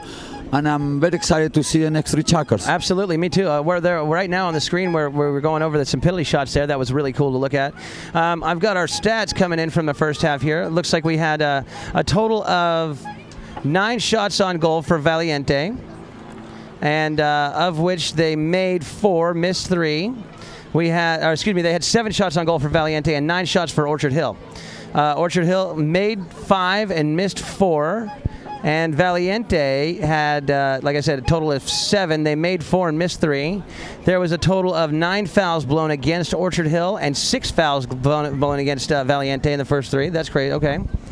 And then of the throw-ins, oh, wow, look at this. We have 1 throw-in that's been won by Valiente, and 9 throw-ins have been won by Orchard Hill. So just like Dale was talking about before, that's huge. That's huge. That's a good advantage, and that's showing the field. I mean, winning a throw-in is winning the position of the ball, and that's what you wanted to do in polo game. I agree, 100%. Yeah, and you know what? So I mean, they've controlled the game most of the time here. They just haven't been able to score the goals yet. You know, they've just been snake bit a little bit. Both teams challenged in the first half and lost their challenges. So those are those are the stats that we've got coming back here. That's really interesting though to think about it though. To think there's been 10 throw-ins, and Orchard Hill's won 9 of the 10. That's just incredible. It really is. Toby, we want to say that always in the finals on a big tournament, the game that we want to see usually doesn't happen. We saw an Argentine Open in November. That was really, really not open polo either. So it was stopping and crashing and stopping and crashing, because nobody wants to lose a game like this. That's so true. I mean, nobody wants to give away a tournament with such an effort for patron, for the player, concentration, for the grooms, for the horses, everything. Everything. To get to this level, you just want to be sure you're in control of the ball. You want to be sure you're going to try to win the game. Absolutely, I agree. So 100%. I think that everybody's focused 110%, and now we're watching. I have to say we have been watching a really clean game, and that's a really good for polo. That's true. You don't see any crashing, you don't see any bumping behind the saddle. Yep. We haven't seen anything like that, and that's There's we want not to see. been any dirty, dangerous plays. Exactly, So, yeah, exactly. Yeah. So, estamos viendo un partido de polo muy parejo donde hay muchas jugadas cortas, muy parado, muy golpeado, pero muy limpio el partido. No hay jugadas sucias, no hay gritos. Me parece que estamos viendo un partido limpio que creo que está jugando el cambiazo, el polo que él quiere. A él no le gusta en estos momentos con el equipo jugar un polo abierto. Está jugando un polo cerrado, un polo con mucho, tipo un partido de ajedrez. Es like a chess play game. It's like a but play by play. It's not, that doesn't go farther than that. Yeah, absolutely. That's a great way to put it for sure. Coming back, let's see. Well, we've got a couple of shout outs to do here. Dale just made it back over here. Let's see. Toby, please say hi to Thomas and Ava Myers in Colorado. Thank you, Annie and Gabe Myers. So Annie and Gabe wanted to send a shout out to their kids there. So there you go. I know you guys are watching ChukkerTV. It's so great to have you. And then we also had, wow, that's a interesting dress. Let's see. We've got Dale. What do you think about the analyzing of the play so far here? Well, I think for me, I think it's unfortunate Orchard Hill isn't up by 3 or 4 based on the fact that they spent the entire second chukker basically in their end of the field, and they never capitalized on that. I think Valiente is fortunate that they didn't really lose any traction because of that. And we all know that, I mean, regardless of what the score is going into the 6th chukker, with Cambiaso on the field, anything can happen. One of the things I'd like to say is one of the things that you see in polo today, and it's so prevalent. It started probably 20 years ago or more, but there's so many pick plays. That's just like the NFL and the NBA, where players are setting picks for other players, and it's so prevalent out here. And it really is. It allows the player with the ball to decide: does he want to keep it and run it? Does he want to wait and have it pass? Does he want somebody to come around behind him? But the pick plays are so effective in the game of polo today. They're seen everywhere. It's like a chess game. It is indeed. I mean, it's really it's like a. It's not like it's like a play-by-play. They don't have a further. We don't have, as a polo player right now, we don't have a further plan. We just go chukker by chukker. Yeah. We go play-by-play, and then we go from there. Yeah, no question. Because we try to control the ball so much right now. We don't want to give the ball away. No question. Especially when you have Facundo or Adolfito. Why you want to give the ball away? Yeah. No, we talked about possession. If I was then, I want to keep the ball with me all the time. Possession's everything, Juan. You're 100% right, and that's one of the reasons that we see a little bit less of an open game these days, is because while you have possession, you do not want to give it up, and you'll do almost anything you have to do to keep possession, because you can lose possession and cost you a goal in a heartbeat. Exactly. If you are Valiente, I'm Mejejo, Terrera, I want Adolfito with the ball. Correct. If I'm a Polito or Gallego, I want Facundo with the ball. So what I'm going to do, I'm going to work my hard, try to have Facundo the space that he needs to come through and score goals. No question. And that's the plan of both teams, more or less the same. Work for Adolfito or work for Facundo. No question. And whatever have more position of the ball, I think it's going to be the side of winning of the game. Yes. The other thing is, it's true, and 9 times out of 10, I believe this is absolutely a fact, that the throw-ins have been won through the first half of the game by Orchard Hill. Have they not? Do we have those stats? Actually, we got them right here. 9 throw-ins. 9 throw-ins have been won here so far by Orchard Hill, with only 1 throw-in won by Valiente in the first half. Isn't that incredible? It's amazing the score's as close as it is, but I still think that's a factor, and I think at the end of the game it could be extremely important. But in the second half, we may see different things happen in the throw-ins. And like I said, I think Orchard Hill hasn't capitalized on every opportunity that they've had so far. That could hurt them. We'll just have to wait and see. That's absolutely true. And Juan, while we got a minute here, you want to go ahead and tell us who they're going to come back on the Horsewise for the 4th chukker? Yes, okay. To everybody, we're going to have Orchard Hill. We have Steve Mandan is going to come up on salsa. Facundo is going to come back in Pastilla, his best horse in the 4th chukker. I don't think he want to lose any more moment. He want to spread the difference right now. Mm-hmm. And then the Polito is coming and Virtu, sorry. And Gallego is coming back in Tonic. Adolfito, el Valiente team, Bob is going to come up in Puntana. Adolfito is going to come back in Romana. Jejo Tarango is going to start in Resta, y Terrera is going to start with Mila. So this is going to be crucial, because now we're going to see 5th and 6th chukker some of the horses already playing a couple minutes. They're gonna come back and play in the last most important chukker, the 5th and the 6th. I think that both teams are going to come out on the field in the 4th, especially based on the horse list, Juan, and try to dominate the 4th chukker and see if they can't set the tone. They can't set the tone for the rest of the game. And each team, the 4th chukker could be as good a chukker as we've seen so far. Absolutely. And then we can see en polo, vamos en el polo cuando el halftime, anything can change after the halftime. You know, sometimes the halftime is good for the team that are losing, and sometimes it's not good for the team that are winning. Because if you are winning, you lose the momentum sometimes. Yeah. And if you are losing, you can regroup and come back, okay, guys, let's go. So, el halftime es peligroso. Para el equipo que va perdiendo, lo ayuda, es muy danger. Y para el equipo que va ganando, no es bueno porque se enfría. We are winning, we are relaxed. We are winning, you say, oh, we relax, we just... And that's not the mentality you need to have. You have to keep focus for 6, actually for 3 more chukkers, and keep going. You cannot lose. Right now, by 1 goal, anything can happen. Indeed. I mean, in this polo, the level of the player we see with Polito, Facundo, El Gallego, Terrera, Adolfito, Steve, or Bob, 1 or 2 goals is not different right now in polo. No question. Yeah, even though there's a 1 goal difference on the scoreboard, things are still the teams are even coming out on the field in the 4th chukker. It's still anybody's game. There's no doubt about that. With the talent that's on the field and the quality of the horse flesh, it's anybody's game at this point. And I think, as I said before, both teams ought to, at least in my opinion, come out and try to dominate this 4th chukker and set the tone for the second half. That may be the best advantage they can get going into the end of the game.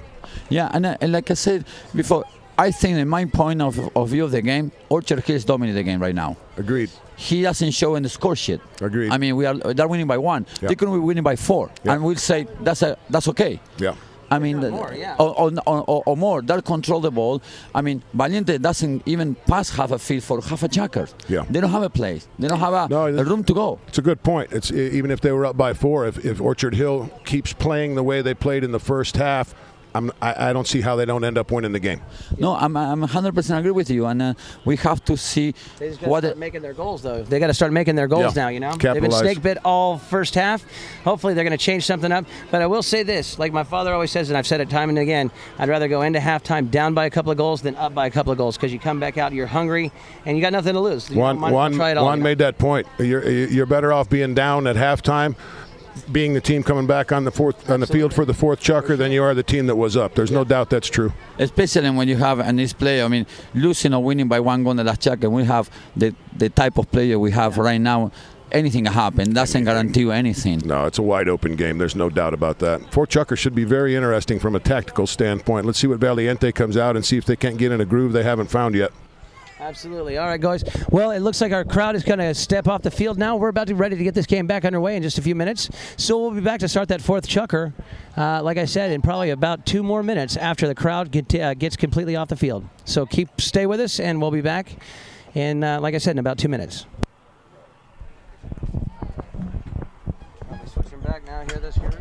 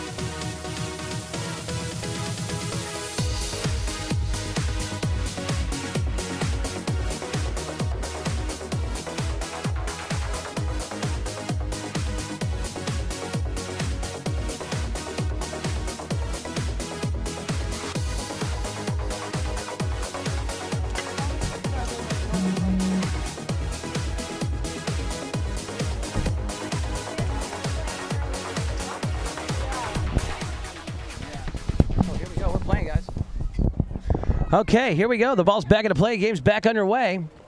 Let's see who's got control. It's Adolfo Cambiaso taking that ball down the right-hand side of the field. He's got Polito, who's got away from Bob Gernavis here.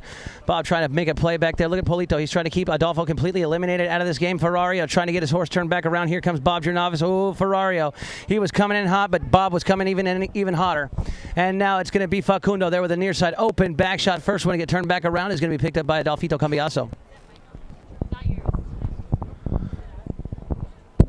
Now, here we go. Ferrario with the near side back shot. Oh, to the boards. Wow, those spectators had no idea that ball was coming right at him. Polito intercepts. What a play there. Now hits it against the boards, and what a play right there. Instead of getting a foul blown on him or getting or losing the play there to Adolfo, he went ahead and put it over the boards to give his team a chance to regroup. And now they're going to have a throw in from the boards to the center, just south of midfield. Now, let's see. Guillermo Terrera with the ball. Terrera. Now Gallego comes in and puts that ball off the field once again for another throw in here.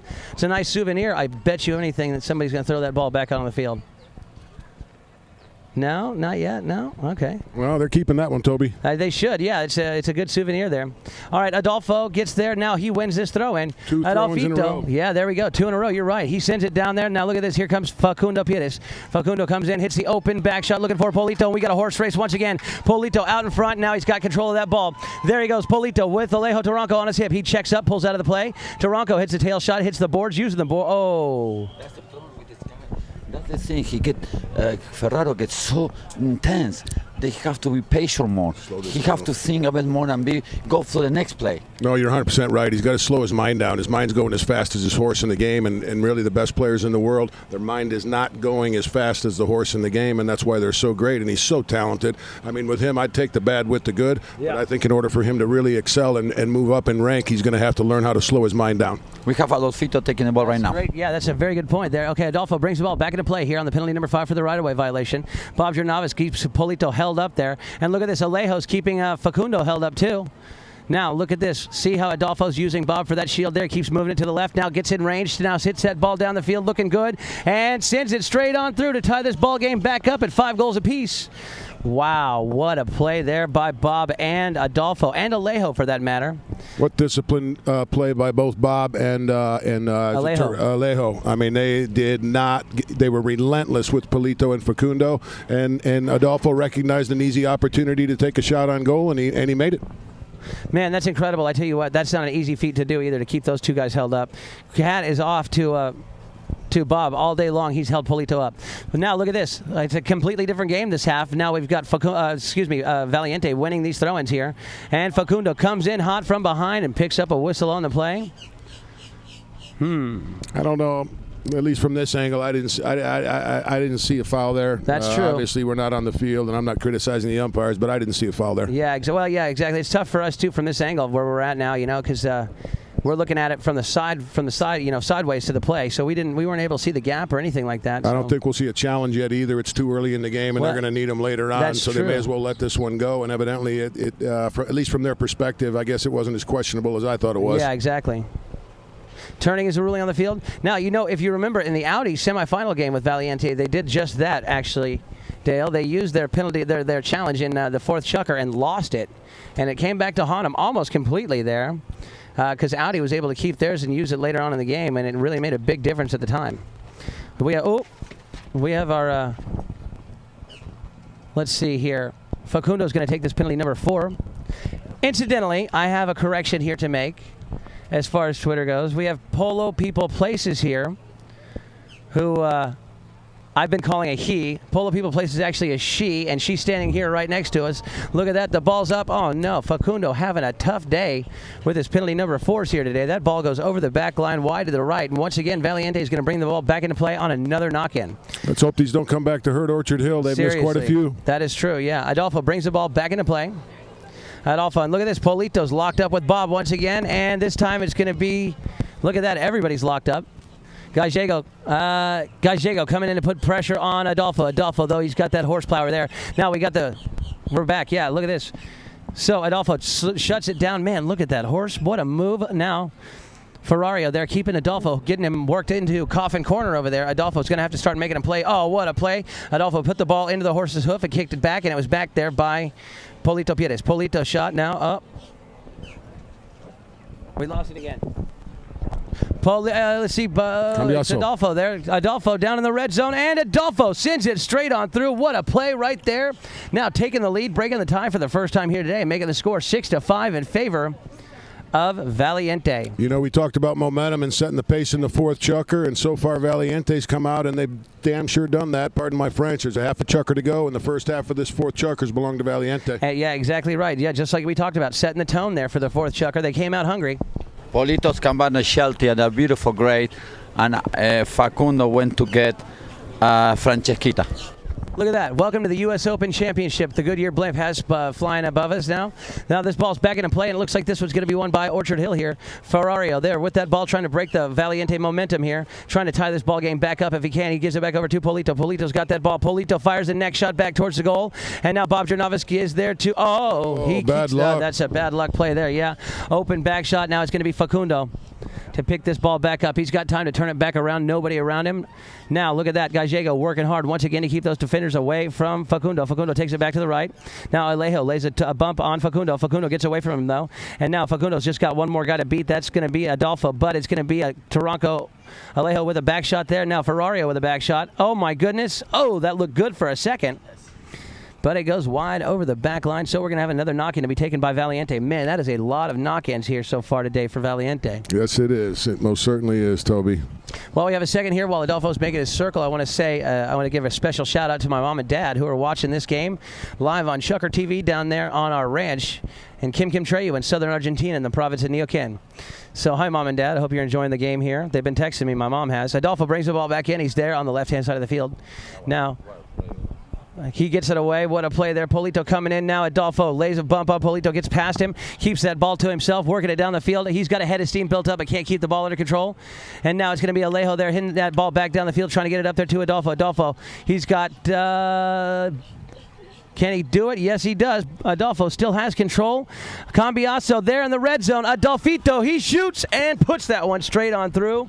Wow, what a play there. Like you said, Dale, Valiente dominating so far this half. It came what out. A horse of Adolfito. Incredible. What's the name of that horse? Romana. It's incredible. Unbelievable. Incredible. And yeah, we talked about it, Juan. You know, better to come out in the second half being the team down by a goal, and Valiente's proved that theory is correct. In my opinion, they've dominated the fourth chukker.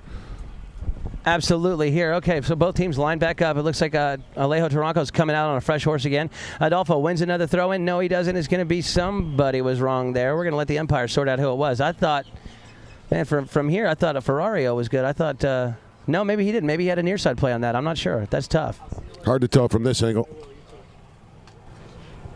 But I think that El Gallego had a near side back shot and Alfito came the upside. So I don't know basically who fouled. I wonder if they may have called Adolfo for reaching, and if not, then they didn't think that Gallego had a play on the ball at all.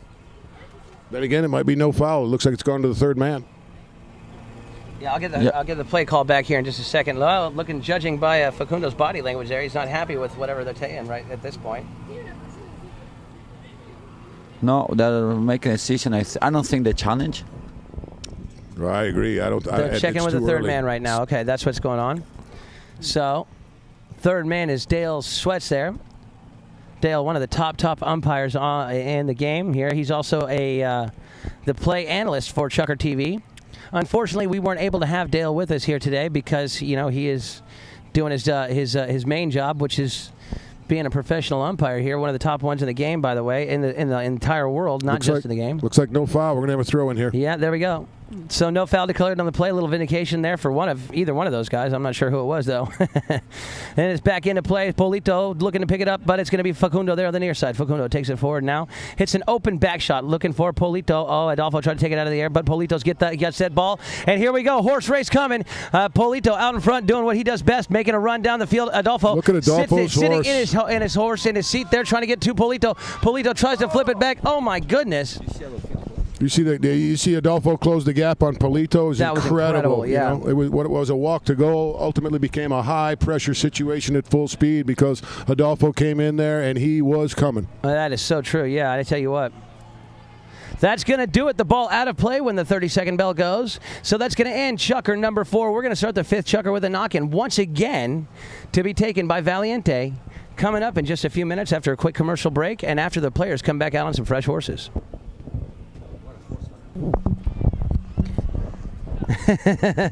All right, we're back here once again. Well, first of all, I'd like to say we're super happy to have Audi as a sponsor here for ChukkerTV. Well, let's see. What do you guys think so far?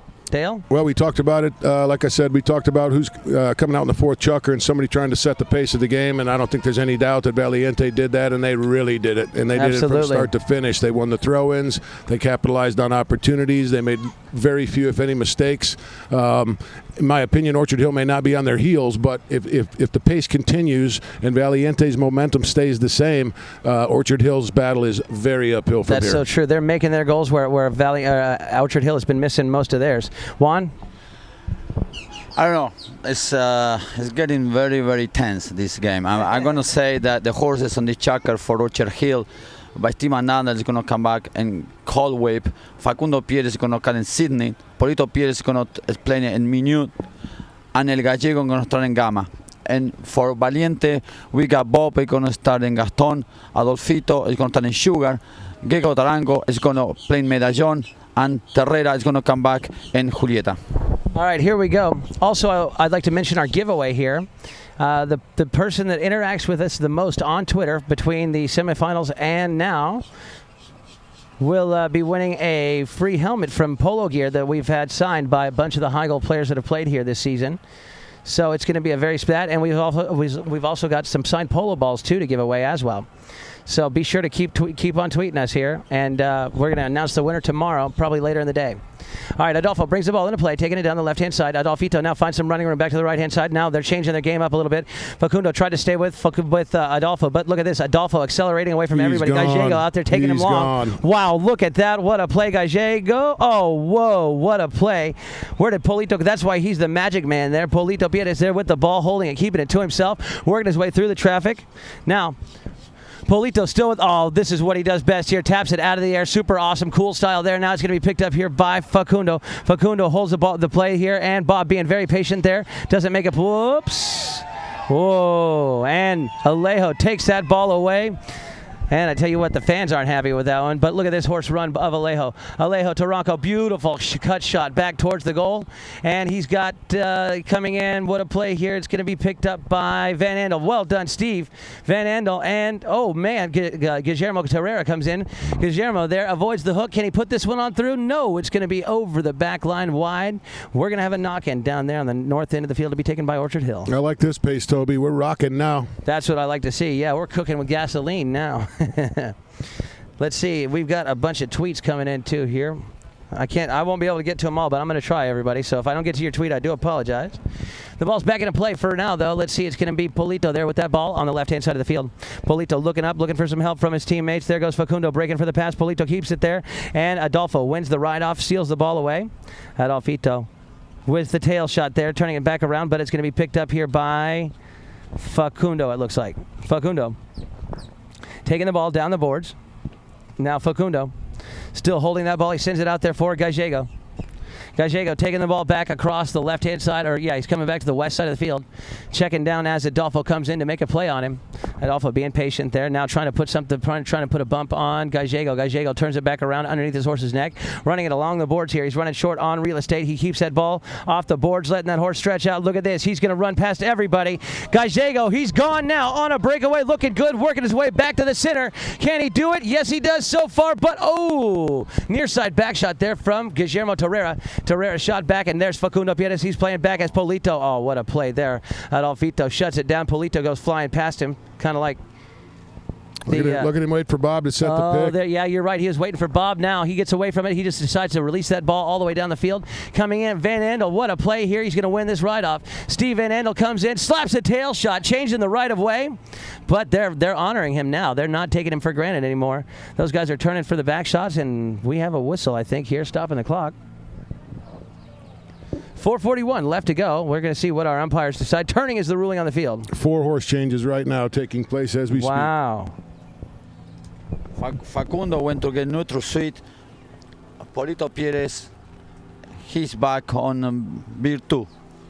NutraSweet, that's the one there that American Polo Horse told us to watch out for via Twitter. So here we go. Facundo brings the ball back into play. Facundo's got Polito. Look at this. Polito's got the step on his man. Polito out in front. Can he capitalize this time? He checks up. Want to make sure this one counts. Polito down there in the red zone. Great approach shot. Doesn't need to touch it again. It's right there. Polito Pierres opens the floodgates up. Now brings his team back within 1. 7-6 is the score. Listen to the crowd. They're going wild. Great play. What a Very play. heads up. Polito was gone. There was no stopping him. Oh, man, look at that. What a guy. And then we got a great end zone camera shot there. Polito letting that ball trickle straight on through. For me, this has been the fastest chucker so far, no? Absolutely, yeah. We've got the best horses here, too, and it looks like a couple of guys are going to take advantage of that fact. The whistle, I mean. 3:55 here. Horse change timeout. That's a tired mare right there. I think she's saw some problem. She's tied up. Yeah, tied up? Yes, I think she's tied up. But she's working okay. She's going to be okay.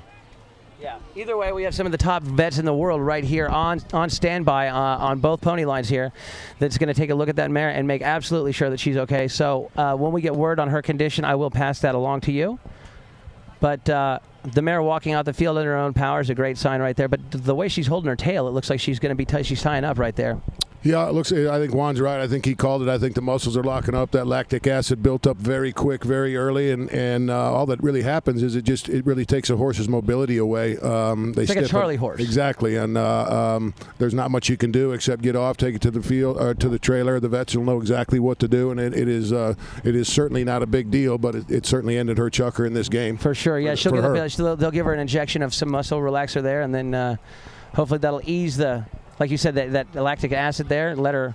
And want to keep that. Now, do you walk horses? You want to keep them walking when they tie up, or do you want to stop? I've heard both schools. Yeah. I've seen in the old days. I saw Bart Evans walk one completely through it, and it took him about 45 minutes, and the horse broke a deep sweat, a lathery sweat, and everything loosened up and was fine. Huh. And I've seen other people who think they don't want to move it, they want to give it something to help it, and give it a day or two to try to work out of it themselves. So I'm not sure that I'm stuck on either way. It's hard for me to force a horse to walk that's locked up like that. That's true. Yeah. But there are plenty of good horsemen from the old day who say that was the way to take care of that. Yeah, that's the way my dad taught me there was to walk them out of it. But just like you said, there's two schools of thought on that.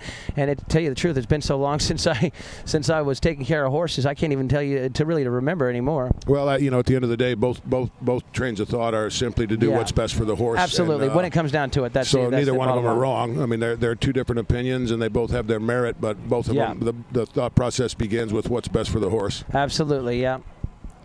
So. What do we have? We got our ambulance coming down the sideline here. I'm not sure what the... hold on, I'm going to try to find out what the issue is real quick. Maybe there's been a fist fight down there, Toby. What's going on? What's the holdup? It has nothing to do with the players. They're all four on the field and ready to go. So okay, so we're just waiting for the ambulance to clear there, and then we're going to get the game back underway with a throw-in.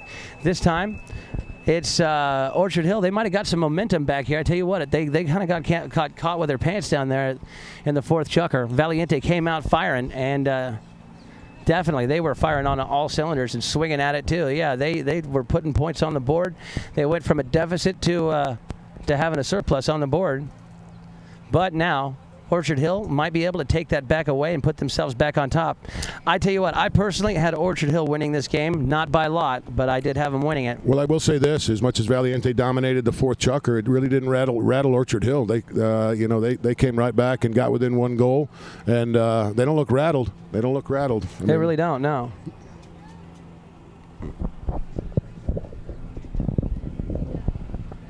Okay, here we go. The ball's back into play. Game's underway. Let's see. It's Polito there with that ball, but the whistle stops the clock once again. We may see a challenge here on this play. I'm not sure. You never know. It's tough, though, because they don't want to take the chance of losing their challenge Blocking of the right of way is a ruling. I think you got. If I'm either one of those teams in this game, I'm saving my challenge for the 6 chucker. Yeah. And if I don't use it, I don't use it. But boy, it sure would be tough to go into the 6 chucker and be and then basically really have helpless. something. Exactly. Be helpless, especially when you're actually finally given that opportunity. Man, I wish they had the challenge when we played though, Dale. Oh my God, it's so nice. It's so Maybe nice. 10 goals now. Exactly. We wouldn't lose anything. No, it's a great addition to the game. It really is. I think. I mean, it's a tremendous asset. And I think, like I said before, it helped the umpire because they know they have to improve themselves. Yes. Now, because with a challenge, they know they can make a mistake, and you keep challenging and they lose the challenge, they're going to look bad. So I think the challenge is a great idea for the umpires to get to the next level. No, I agree with you 100%, Juan. You know you're going to be scrutinized just like the play was, and it raises the level of your game, or at least it would mine, and I think it would yours too. Absolutely. Well, it keeps them on their toes, that's for sure. Here we go, Adolfo to take a penalty number 4 here. 60-yard to finish shot on goal. There's our end zone camera view. Adolfo winds up, hits that ball rather leisurely, but over the back line wide to the right, and now we're going to have a knock-in down on the south end of the field to be taken by Facundo Pires in favor of Orchard Hill. Here we go. Facundo brings that ball back into play. Facu. Now he's got Polito busting off first to the left, now back to the right. Facundo with incredible situational awareness there, looking for Polito. He hits it down, but Adolfito might have this play won. He does, and Polito comes in to help him out. Polito's there to play zone back and pick up the first man through or the ball, whichever it may be. Polito's got the ball now, and it looks like, Gallego pushing Adolfo over the boards. Nicely done. Now Polito keeps it away from those defenders. Polito takes it back to the left. Look at this guy go. There he goes. He's gone. Polito down the left-hand side, still has control, running that ball right past midfield now. He checks down, taking it back to the right of those defenders. And now, let's see, he's still got it. It's a back shot on the play there by Alejo Taranco. Taranco shot back over. Adolfito picks it up on the near side. And now it's picked back up here by Gallego there. Gallego shot picked up by Facundo. We have a whistle stopping the clock here. So, there we go. Let's see what we have for our replay here. Adolfo takes it forward on the near side. Gallego makes the back shot there because Adolfo has to give him that shot on the offside. Now look at the... Yeah, foul Bob Valiente. just got caught in the wrong place at the wrong time. Should end up being a penalty for Orchard Hill. It should be. They need to make this one. They have to make it. They've missed like 7 already. Penalty 3. Okay, so this is going to be a penalty 3. The first 3 we've seen all day that I know of.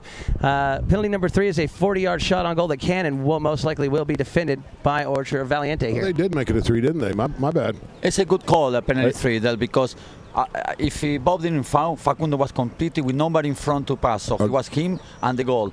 Now, if they put a penalty 4, Facundo will have 8 players in front of him between the ball and the goal. So I think it's a good point. I think you're 100% right, Juan. And even though there was a little bit of an angle, he had a free run to go. Absolutely, and, that would have been a great play by Bob had they only given a 4. Yep. Valiente is challenging the placement of the ball here, and I think they're going to lose this challenge on this one, just like we were talking about right here. I don't know. Stranger things have happened. I could be wrong, but I tend to agree with you two guys. I think it was a great ball placement personally because, like we said, otherwise it's a great play for Bob. It's a smart foul for Bob to make in that situation. Yeah, I first called it a 4 just based on position, but when Juan took it a step further and said, wait a second, he had a free run to goal even though the line of the ball was at a slight angle, and you're right, it would have been a good foul on Bob if it ended up being a penalty 4. It needed to be a penalty 3, and I wouldn't have challenged that call at this point in time. Yeah, exactly. No, if you have Valiente, we'll keep the challenge. And they just lost their challenge right there. IRO comes back with that's advantage Orchard Hill. So we've got a big advantage now for Orchard Hill on the board here. They keep their challenge with 2:43 left to go in the 5th chukker. Only 1 goal difference on the board. Valiente still on top, but this penalty 3 here could give them the ticket to tie this ball game back up right here. Facundo coming around. Watch for the defenders to come from left to right across the field. And it looks like Facundo threads the needle. 7 goals apiece on the board. 14 scored so well. Actually, 13 from the field and 1 penalty 1. So there we go. Now, let's see if Orchard Hill can capitalize on this momentum they've built up here in the last minute or so. and keep this one going, and they want to win this throw-in right here. Put a stop to Valiente winning the throw-ins at the very least, but they want to win it themselves and take it down and put another point on the board if possible. Here we go. The ball's back into play, and let's see, coming out of there is going to be a near side back shot from Facundo. Facundo shot. Oh, yeah, there we go. Polito taking that ball on a breakaway. Bob trying to keep it with him. Polito takes it out of the air. Awesome hand-eye coordination. Picks it up. That's where he likes to have the ball anyways, in the air. Look at that, reaching back. How is he playing the ball right now? Oh, my. What a play right there. Polito Pires, and he's a crowd pleaser, too. It doesn't get much better than that, guys. Wow. You talk about ball control at speed and under pressure. Adolfo Cambiaso right there in front of you. You know, you're talking about Gallegos, whose mind is going as fast as his horse sometimes. Whoa. Polito was very calm there, even though the whole play looked like a frantic play. Polito's mind was calm and cool. He kept possession of the ball and got a great goal. What a great goal. That was beautiful, man. And then he just pumped the crowd up, too, with his actions right after there. Here we go. Now it looks like, now I tell you what, Orchard Hill, if they win this throw and they've got it in underhand, they've got it in one here. Oh, Facundo loses the ball there. Now it's going to be Adolfo to come back. Oh, Adolfo, can he get it? Yes, he does. He keeps that ball moving forward. Here comes Polito on a fresh horse. Polito coming in hot from behind. Can he get there? Oh, what a play. Adolfito can't get to it. It's stolen away by Polito Pires. Polito still with that ball. Polito on the near side, keeping it going forward. Now Polito out in front, making his run. There he goes, looking good. Bob coming in, trying to break this play up.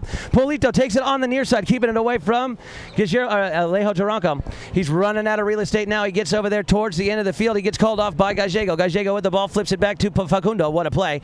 Now Facundo runs the turn. Can he do it? No, he leaves it behind. And whistle. We have a whistle stopping the clock with 39.4 seconds left to go here in Chukker number 5. You know, one of the things that I'd like to point out, if I could, to, again, some of the novice viewers here, you can't turn your horse over the line of the ball or any portion of the right-of-way of the ball without first changing the line yourself. And the call there was really literally that Facundo just turned his horse before he changed the line of the ball, and Cambiaso was close enough behind him. Coming on from behind established, and it's a foul. You got to change the line. So here we go. We've only got 10 seconds to horse. go until the first warning horn here. Adolfo looking to at least pick up some better positioning, if not outright score a goal and tie this game back up. He's got the time to do so, but Facundo is in the zone. I can tell right there. Facundo's going to stay with the ball. And Bob, what a play. Novice holds Facundo up there. Bud Gallego read the play perfectly, turns it back around. Here goes Facundo. Facundo, he's got control of that ball, and he's got plenty of time. 17 seconds. Facundo gets his clock clean there, but he's still got the ball. Now keeps it going. Can he do it? No, it's going to be wow. Gallego coming in now to pick this play back up. 7 seconds left. Now Polito picks that ball up. Polito's going to try to center it back. Oh, what a play there, and that's going to do it. Well, no, he doesn't realize it's over. Chucker's over. There we go. All right, so that's going to end Chukker number 5. What a play. What an action-packed fifth Chukker there. I tell you what. Best Chukker of the game for me. So far, yeah. Spectators had to love that Chukker. Absolutely, especially the Orchard Hill fans here. All right, we're going to be back after both teams come back out on some fresh horses. I don't know. Do we have any overtime predictions here? I'm going to look through for that while we go to a quick commercial break. And, yeah, we'll come back, like I said, with some fresh horses. Start the Chukker with a throw-in, throw-in from the boards to the center down in the northwest corner of the field.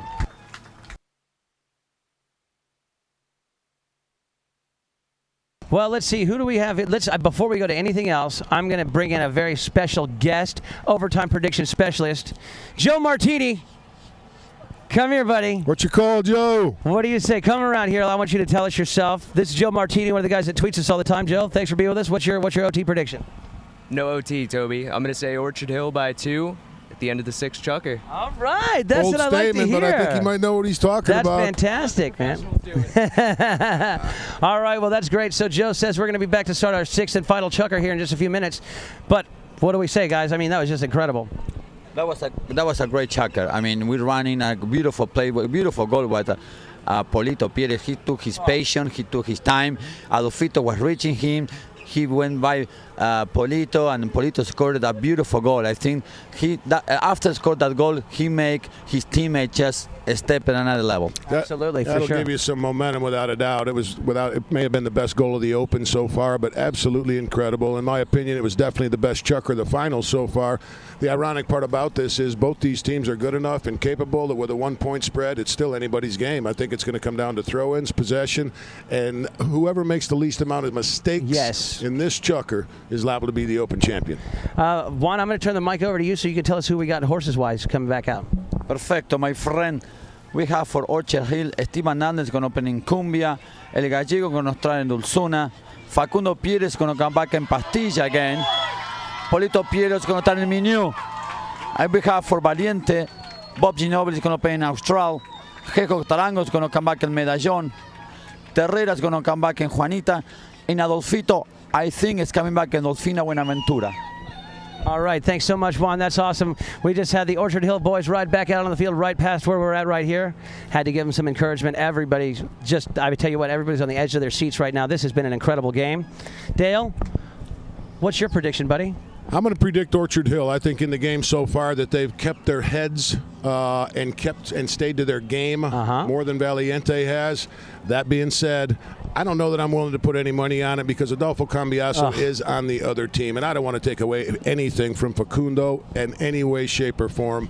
But when Adolfo's on the other team, you're down by one. The finals of the Big Cup are at hand. Should be a great chucker. That's true, 100%. You know what? If nothing else, we know one thing.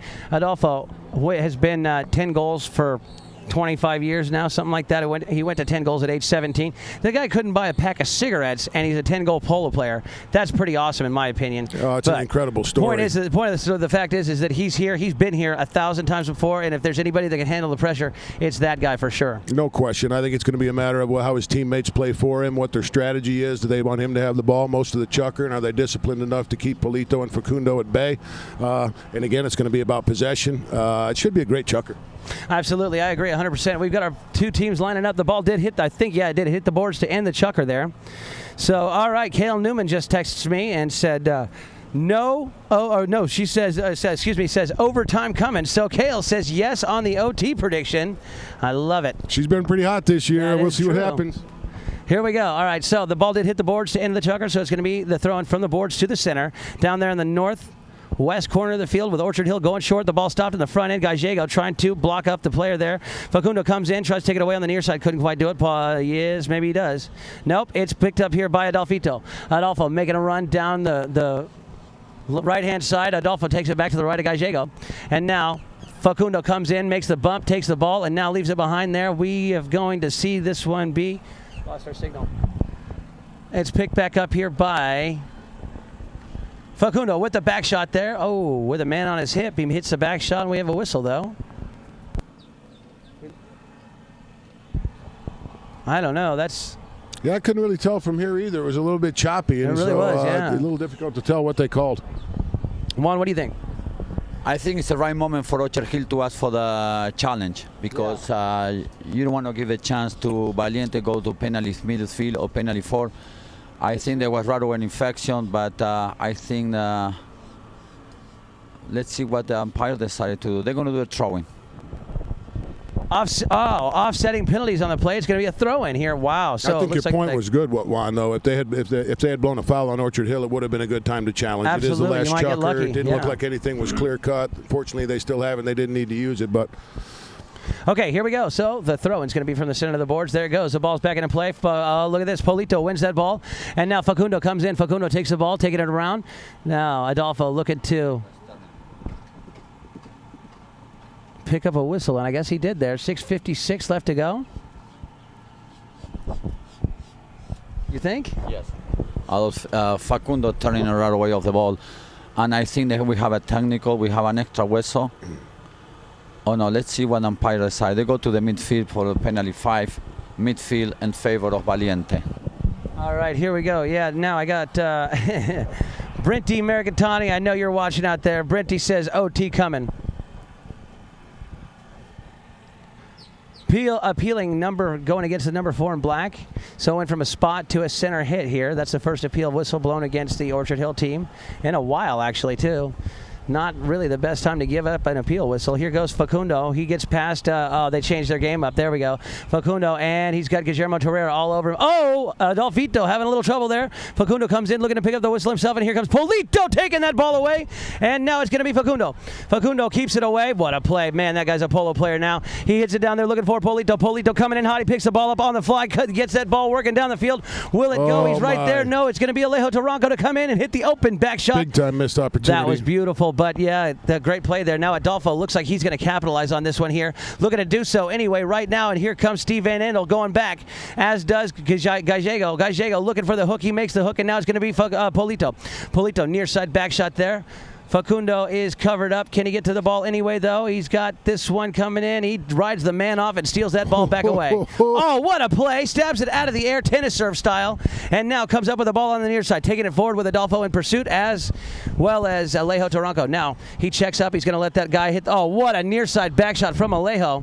This one, though, will roll over the back line wide, and so Facundo's going to take advantage of this ball being over the back line wide to go get on a fresh horse, and Polito will be the one to at least start the circle to bring this ball back into play. What an incredible chucker. I mean, Orchard Hill came within 30 yards of scoring there, and within 7 seconds we're 300 yards down the field at the other end. Absolutely. Facundo's a neutral sweet again.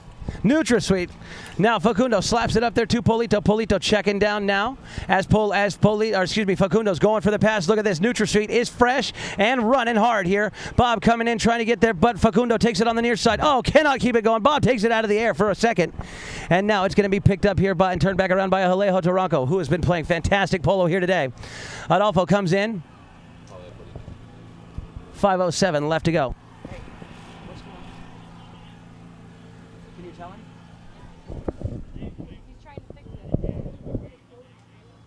Okay, so we're waiting for the official ruling to come back here.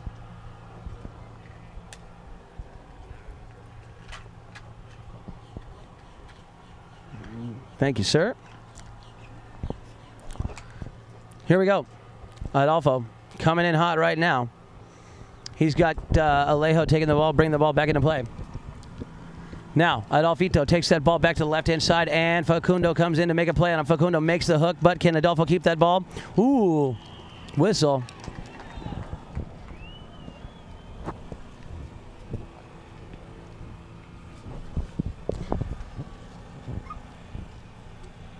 Reaching is the ruling on the field. It's going to be a penalty number 5.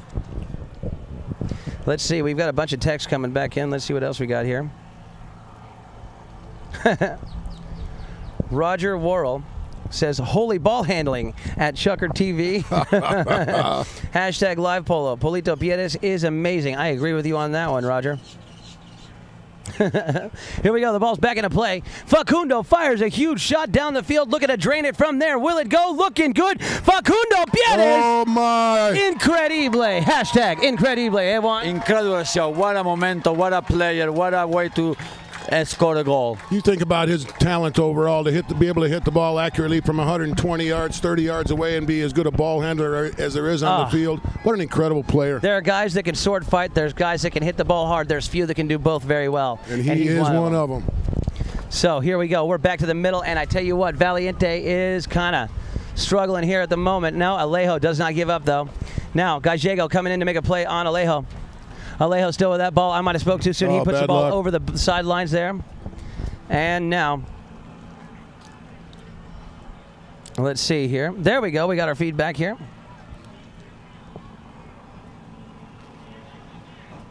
Let's see what we got here. Looks like we have a 3:55 stopped on the clock. Looks like we got a horse timeout, at least for right now. Yeah, exactly, yeah. Looks okay, but may not be. It's something that I want to add here. If Facundo wins the Open today, he's going to be, I don't know how many players there win the Open. Last year with another team, with Sakara, I come back. I know last year the Alegria won it, sorry. Yeah. Sorry, but he won it with Sakara 2 years ago. He won it 2 years in a row. So that'll be really good for him come back and win the Open with Orchard Hill this year. It's really nice for Steve Van Andel, too, Juan, if you think about it. He's a super guy. He's a good patron. He's been in polo for a long time, and it's been a very long time. In fact, I don't know if he has reached the U.S. Open since it's been the finals of the U.S. Open and won it since it's been down here in Florida. I don't know. Man, that's cool. We got the Goodyear blimp up there. It says happy 100. Well, they got it wrong. They said 125th. It's 111th U.S. Open. That's built pretty good, though, up there with the Goodyear blimp. I think they said 125 years of the USPA, Toby. It was going kind of fast. But okay, yeah, I'm not a real strong reader, you know. So, and I'm not good at math either. So there you go. Okay, here we go. The ball's back into play. Adolfito's got that ball looking. Oh, no, he leaves it behind, and there it is. It's going to be Facundo taking the ball on the bounce out of the air. Look at that hand-eye coordination. I guarantee you Polito's going to be busting out of there somehow. I can't even see him right now, but he's going to come up with the ball somehow. There he goes, looking for the pass from Facundo. Facundo hits that ball down the field. Facundo gets ridden wide of the play there by Alejo Taranco. Taranco hits the open back shot that's going to be picked off here by Facundo. Facundo gets hooked on the play by Adolfo. Adolfo, talk about working right there. Now Alejo comes in. Oh, bad luck, Steve. He tried to pick that one off, couldn't quite do it, and here goes Alejo Taranco. Good play on his part, though. Wrong. Yeah, definitely. That was all he could do. Try to pick it up. Trying to keep it going. He's over there in the corner. He's in coffin corner, actually, looking for a place to go with the ball. Not finding a whole lot of space there. He's got two of the best players in the world on his hip right now. Man, he's playing super well, but it's stolen away by Facundo. Facundo sends it up there, and there goes Polito. You see when he starts pumping his arms like that, he's going. And now he's gone, taking this ball and running the corner here. He's got a man coming to him. Alejo trying to get there. Polito tries to keep it going, but it's now going to be picked up here by Guillermo Terrera. Terrera turning that ball back around. We've got 2:40 left to go on the clock. Man, time is ticking down super slowly at this point. Now, coming in is going to be Adolfito with that ball. Adolfo loses. No, yes, he does. He loses it, and it's going to be Gallego. Gallego there. Gallego can't get to it. Oh, can they get to? No, it's going to be Adolfo, and back shot there, taking the ball out of the danger zone by Facundo Pierres. His shot to be picked up here by Guillermo Terrera. And oh, what a play. Guillermo takes the hook from Polito. Polito is gone right there, too. Now Facundo playing zone back, waiting for this guy to come through. Can he hold him up? Yeah, look, Facundo shows him where the ball is. Uh-oh. That might be a one. That'll be an interesting call. If they blow it against Orchard Hill, that's going to be a that could have a chance of being a penalty one just because where the ball is right now. But I don't know. They might not. They could go either way. Like you said, Dale, that's an interesting call. Let's let the umpires sort it out. Everybody changing horse, and now Adolfito's coming a third horse from this chucker. He's back in Foxy. Foxy? Yes, sir. Foxy. We're watching a very intense last chucker. The players give everything they have. They want to leave nothing behind. I mean, it's very, very close game. Even that Orchard Hill is winning by 2. Valiente is pushing. Let's see what this call will be. I think it's going to be, could be a penalty one. It looks like they're lining it up that way. It is a penalty number one. Oh, my goodness. Can you believe that?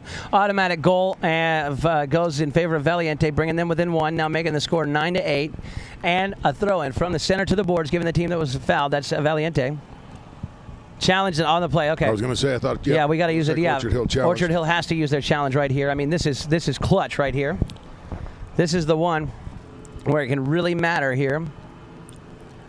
So while they're working that out, let's go back to our Twitter feed here. Man, we've got so much stuff. I think there's a chance they're looking at, although that Facundo may have indeed gotten in his right of way, the player on Valiente may have pushed it a little too hard, and they might have considered dangerous riding. That's kind of what I'm thinking, too. But that's not how it was called on the field, and so if there's not indisputable evidence, the play will stand as a penalty one. And penalty one is, and so here we go. So Valiente looking to make this a 2-goal swing right here. Can they do it? It's going to be picked up here by, oh, my goodness. And straight on through. What a play there, tying this ball game back up. Boy, I tell you what, you talk about the comeback kid. That is Valiente, if nothing else. These guys, that's where they love to play, from behind the whole day. And then they come up and bite you in the last 2 minutes of the last chucker. They just don't nobody quits. One good thing, though, I can say about this game is we got guaranteed 10 tonight. It's on the board coming.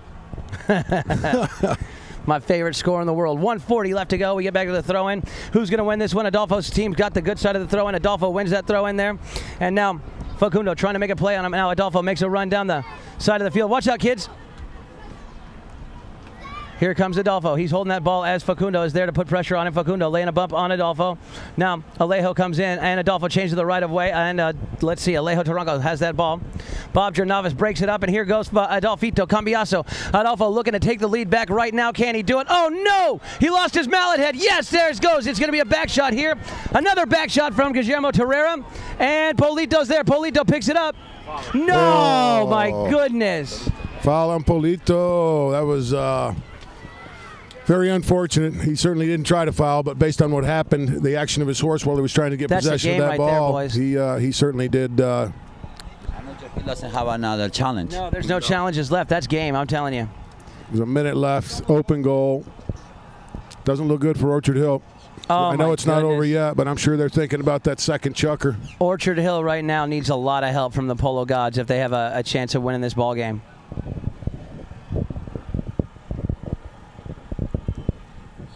Well, no, I mean, look, it could still be done yet. I mean, you know, you know how quick these guys can go up and down the field and score. Not only that, but I mean, they could still miss this too, actually, as yeah. well. You know, I mean, we had it happen the other day in the quarterfinals, actually. It's not a given yet. It looks bad, but it's definitely not a given. And even if Valiente scores here, I mean, if Orchard Hill can get out of the throw and get down the field quick enough, we could have a tied game. Oh, they're going to run back. Kale's prediction might be right. There is another. Yeah, that's true. There's another. There's a new rule here too.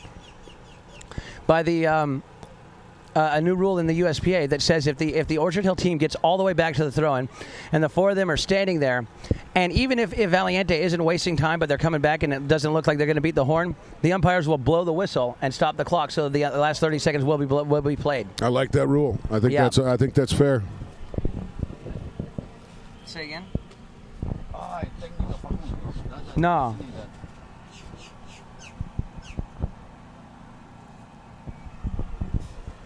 So we have an injury timeout right now. Who's injured? It looks like... Could be Adolfo. I see the other two on their feet, but I don't see him. That's true. Look at this. What a play there by Guillermo. Look at the replay there. Guillermo Terrera hit that open back shot, and Alejo picked up the whistle with Adolfo's broken mallet head right there. I mean, everything in that play said Orchard Hill should have won. Adolfo broke his mallet head. You know, Polito had the ball. He got it out, and then something like that, a freak accident like that happens, and Polito gets caught in the wrong place at the wrong time. Alejo's in the right place at the right time. And hats off to Alejo for being there. You know, he put pressure on Polito. Polito didn't know, he didn't really have any place to go. He got caught there, and what can you say, you know? Bad luck. 1:01 left to go. Most of our viewers can see there's no downtime during the chucker, that's for sure, unless there's a foul or a horse timeout. There is absolutely zero time to take your time and think. I think Juan would agree with me, and I know you would too, Toby. Polo's a game about making decisions, and even if you make a bad one, you have to make decisions instantly. Yeah, it's like being the captain, you know? Good or bad, make the decision and go with it, you know? I think the last three chucker was very even. The first three chucker, Orchard Hill was in control completely of the game.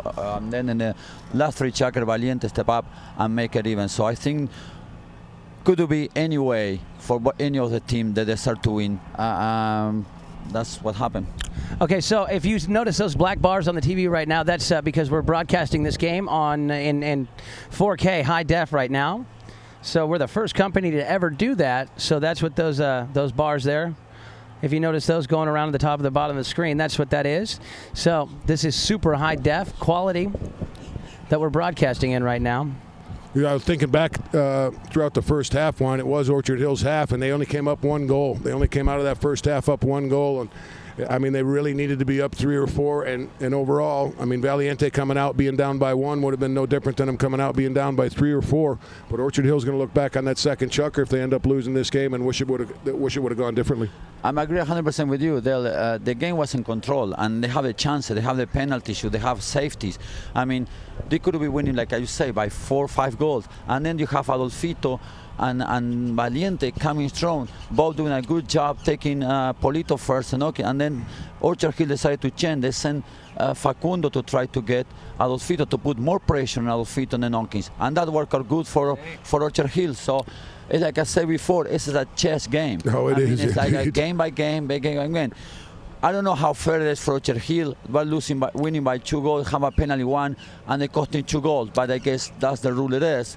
I don't know, from here, we cannot see very much it was a foul or no in favor of Valiente, but the truth is they scored 2 goals in one play, and that give it the advantage of being tied 9-9.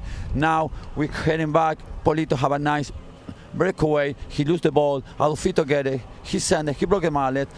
Polito having control. He misses. He turned around, and that foul you cannot discuss. That was a foul. I mean, you can like it or no. No, that was a really. That's the way it goes. I mean, it's a desperation sometimes, the Yes. frustration. You see the ball, you see the score, you Yep. see the time. You say, I want to get this gotta ball. do and something now. I have to do something. Yeah, no, And- you're right, Juan. And you know, it's Yeah, absolutely. so we see, and I think we have a whistle. Valiente have 2 chances to head because I think we had a technical in favor of Valiente after the game because they called a technical on Facundo. He was you're right. We haven't got that confirmed yet, huh? with that, okay, good. That's good then. That's good news for the Polo, so we can Yeah. go to the throwing and a half. Confirmed. I'm just getting it confirmed right now. Toby, we did hear that What are you whistle. doing, Toby? So that was a good advantage for Valiente. They know if they score now, they can go to the middle field with penalty 5 and their favor. So let's see what happens. I come back to you, Toby. That's a game changer. Un beso grande, Cookie, te quiero. And that ball straight on through. The whistle sound stopping the clock, and now we have a penalty number 5 from the center of the field. It's looking like Valiente could take it, though.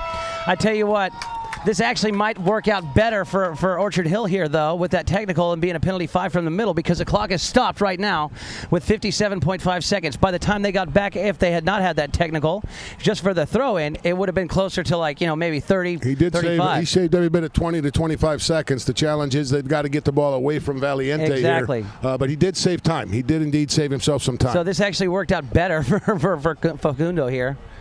I'm not advocating, no, unless Adolfo takes this ball straight over to the boards, and then in which case it's going to be game over.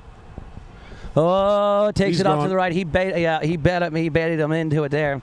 Now, over. if he feels like he's going to start losing it, he's going to hit that ball straight to the boards. He's looking for a goal shot here, though. He takes his shot, looking good. What a shot at goal.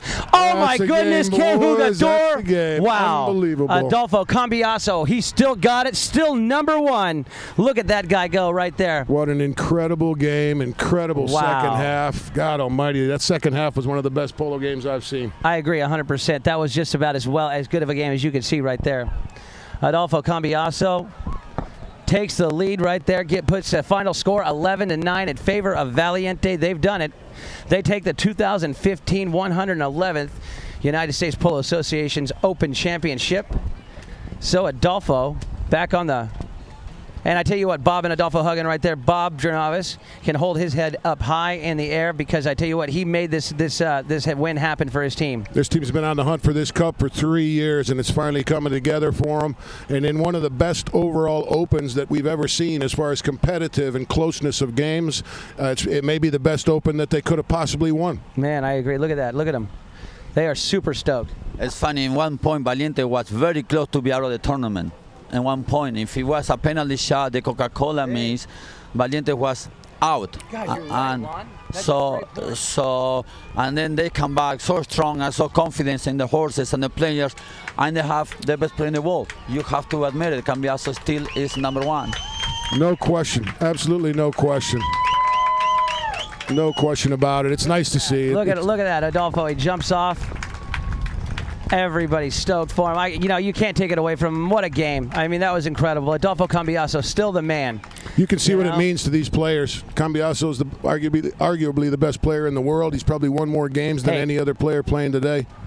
Today, he's the best player in the world. No question. He capitalized it again today. There's no question about it. But look at how happy they are. I mean, that's just so much It's a fun great to watch. win for the team, the horses, the people that take care of the horses. Obviously, Bob, Adolfo, the rest of the team. The whole organization. I mean, like Juan was saying earlier, these guys work so hard to get to this point here, to get to the finals, and just like you were saying, how incredible is it for Valiente to even be here? Coca-Cola, had they had that penalty shot, that penalty 2, had they put that one in, and then it would have been a completely different tournament here. And then also, Audi had their chances to be here too. I tell you what, today was Orchard Hill's game to lose. It was indeed, and their game to unfortunately for lose. them, I'm going to go back to it one more time. I'm sure they'd like to have that second chukker back, although they did lose by 2. Sure would have been nice to go to halftime up 4 instead of up 1. That's so true. Well, guys, wait, here we go. Here's John Walsh coming over here. We got to get John on. John, come on in here. Nice job. Thanks, Thank John. you very nice much. to see Good you. to see you, John. Come in here and say hello to the viewers for us here.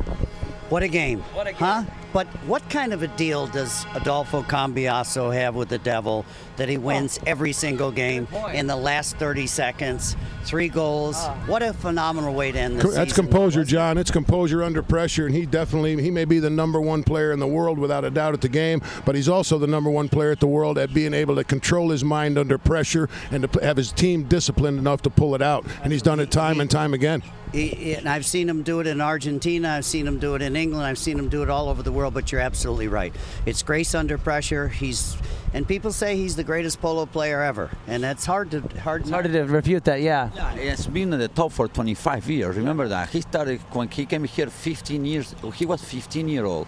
He played with Cellular One, with Adam Lindemann and Ernesto Trotz, and he came like a 15-year-old kid, like nobody knew. And then he started the season with 4 goals, and he finished the Palm Beach season with 8 goals. So imagine, and he's still on the top. Juan makes a great point. How do you stay in the top for 25 years and stay 10 goals and win in England, Argentina, Soto Grande? This man has won all over Dubai, everywhere. You're right. He's the champion, not a champion. He is the consummate champion. Yeah, for sure. And it was a great game, wasn't it? Fantastic game. And like we just said, Orchard Hill. It was Orchard Hill's game to lose. Exactly. With up by 2 goals with about a minute left, it was Orchard Hill's game to lose, and a lot of us were rooting for Orchard Hill because they've never won an Open. Indeed, I agree. But it was a fantastic date. It was absolutely. It kind of this game reminds me a lot of those games that you and I used to play when we played together, huh, John? You know. Absolutely, Toby. And I've played with Juan. It's just a pleasure to play with you guys. But I got to say one thing. What about the horses? These are the world's best horses. Spectacular. It's just incredible to see these animals play this level of polo. It's so true. Yeah, for sure. I mean, we saw the finest equine athletes on the face of the earth here today. And, I don't think you can say enough about them. You really can't, yeah. Absolutely, just incredible display of horses and horsemanship and trust and respect between rider and horse. From a former professional player standpoint, it's one of the greatest things that I can experience, and I think it's wonderful about the game. And also what I see, guys, I was very happy to see 8 players playing hard, play clean. I mean, that was something that you don't see much very often in this game. Playing a very clean game. Everybody was a gentleman of the field, and that polo wins. We have to keep playing like polo wins. Good point. It's supposed to be a gentleman's game. That's how it started out. It was. John, thanks for stopping by. Nice to see you. Nice to see you, John. Good to see you. Thank you, sir. John, your new show? The Hunt on CNN premieres brand new shows July 1st on CNN Sunday night at 9. Tune in, ladies and gentlemen. In the saddle. Yeah, baby. God love you. All right. Like Adolfito Pierre, he's still in the top number. Pardon, like Adolfito Cambiaso, he's in the top forever. Yeah, absolutely. All right, guys. Well, you know what? I think it's about that time. We're going to sign this broadcast off. I want to say thank you so much to Dale for being with us again today. Dale, my you're pleasure, the man. Toby. Juan, thank you. I really Juan, as enjoy always, it. we love having you, bud. I love you, man. I love you, baby. On behalf of the entire Chucker TV crew, I'd like to say thank you very much for tuning into our broadcast, and we're going to see you next time.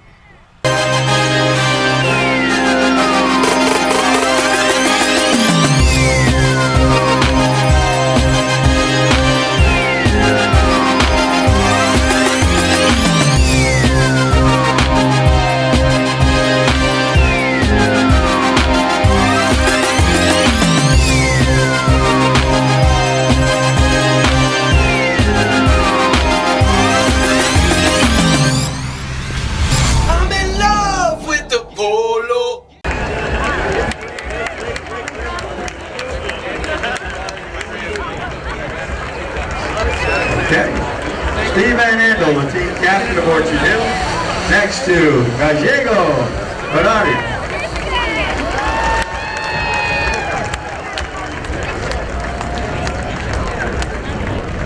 Now to Polito Guinness.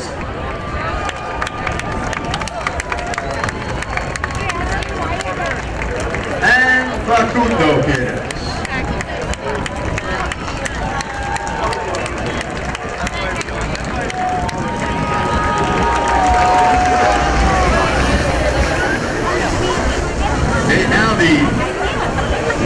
Trophies, a replica of the U.S. Open trophy being presented by Mr. Joe Meyer, President of the United States Polo Association.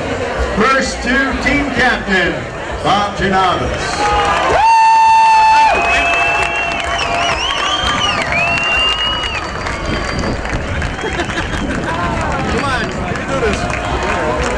Our next two Alejo Taranco.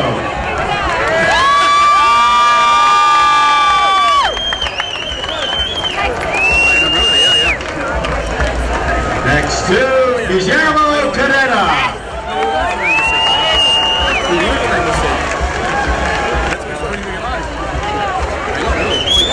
And last and not least, still the maestro, Adolfo Cambiasso.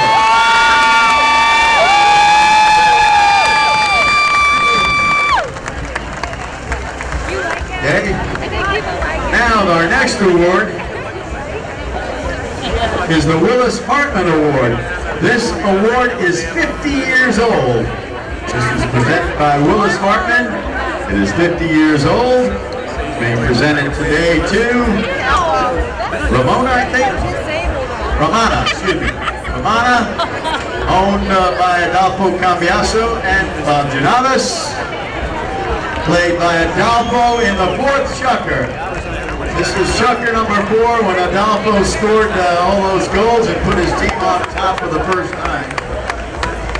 Irena Perez and Brenda DuPont making this award.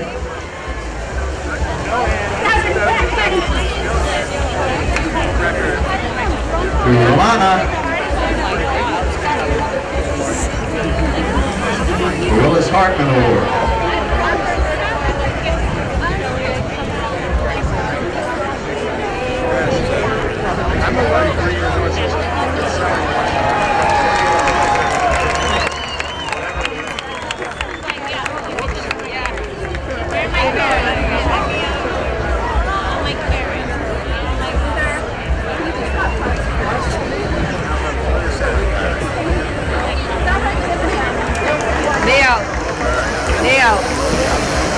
How are you? Okay, and now the best playing pony of the whole tournament goes to Franchita, owned by Facundo Pires. Franchita, owned and ridden by Facundo Pires, voted upon by the judges as the best playing pony throughout the 2015 United States Polo Association's Open Championship. Franchita. This is the Stella Artois horse of the tournament. Greg Zielinski of Anheuser-Busch making this award. To Facundo Pires. Franchita.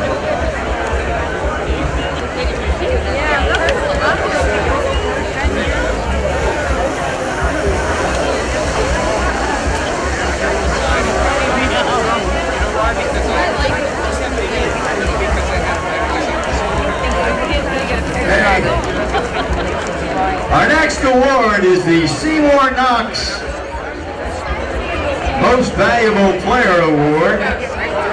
This is a trophy by the United States Polo Association being presented today by George DuPont for the Knox family and Irena Perez on behalf of La Martina. The award goes to Alejo Taranco.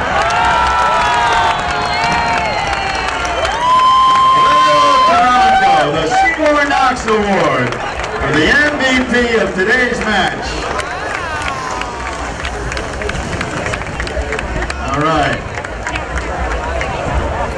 And just had a baby yesterday. All right, so what a weekend for.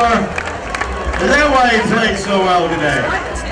All right, that's the secret. If you want to play well, have a baby the day before. Alejo Taranco. And our next award goes to the patron award that goes to Bob Janavis by Irena Perez of La Martina.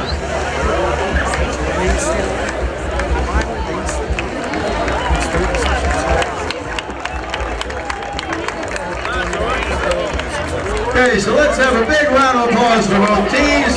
The big hip hip hooray to Valiente. Hip hip hooray.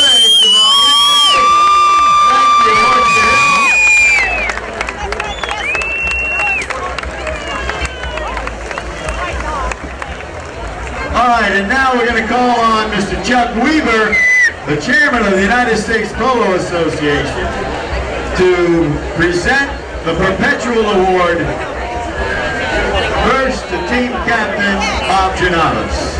And Chucker, if you don't mind, go down to the autograph table.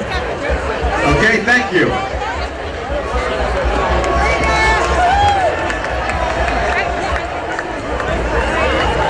All right, Chuck Weaver presenting the Perpetual Trophy to the Valiente team. All right. So, as we all get sprayed, the champagne, the ticker tape, the confetti. Let's hear it one last time for Valiente, the winners of the 2015 United States Polo Association's Open Championship. I hope the photographers got all the shots they wanted. The moonboat shot before all chaos broke loose. And now it's time, all the Valiente supporters, now that you've wrecked the truck, jump up and get onto the wagon. Valiente, on the wagon.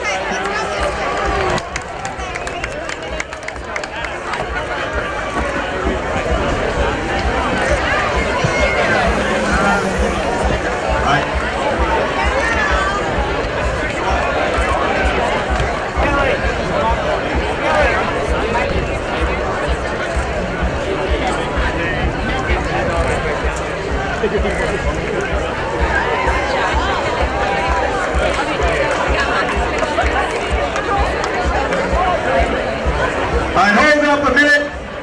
We do have NBC with, wait. Wait a minute. Un momentito, huh? We do have NBC would like to make a quick interview.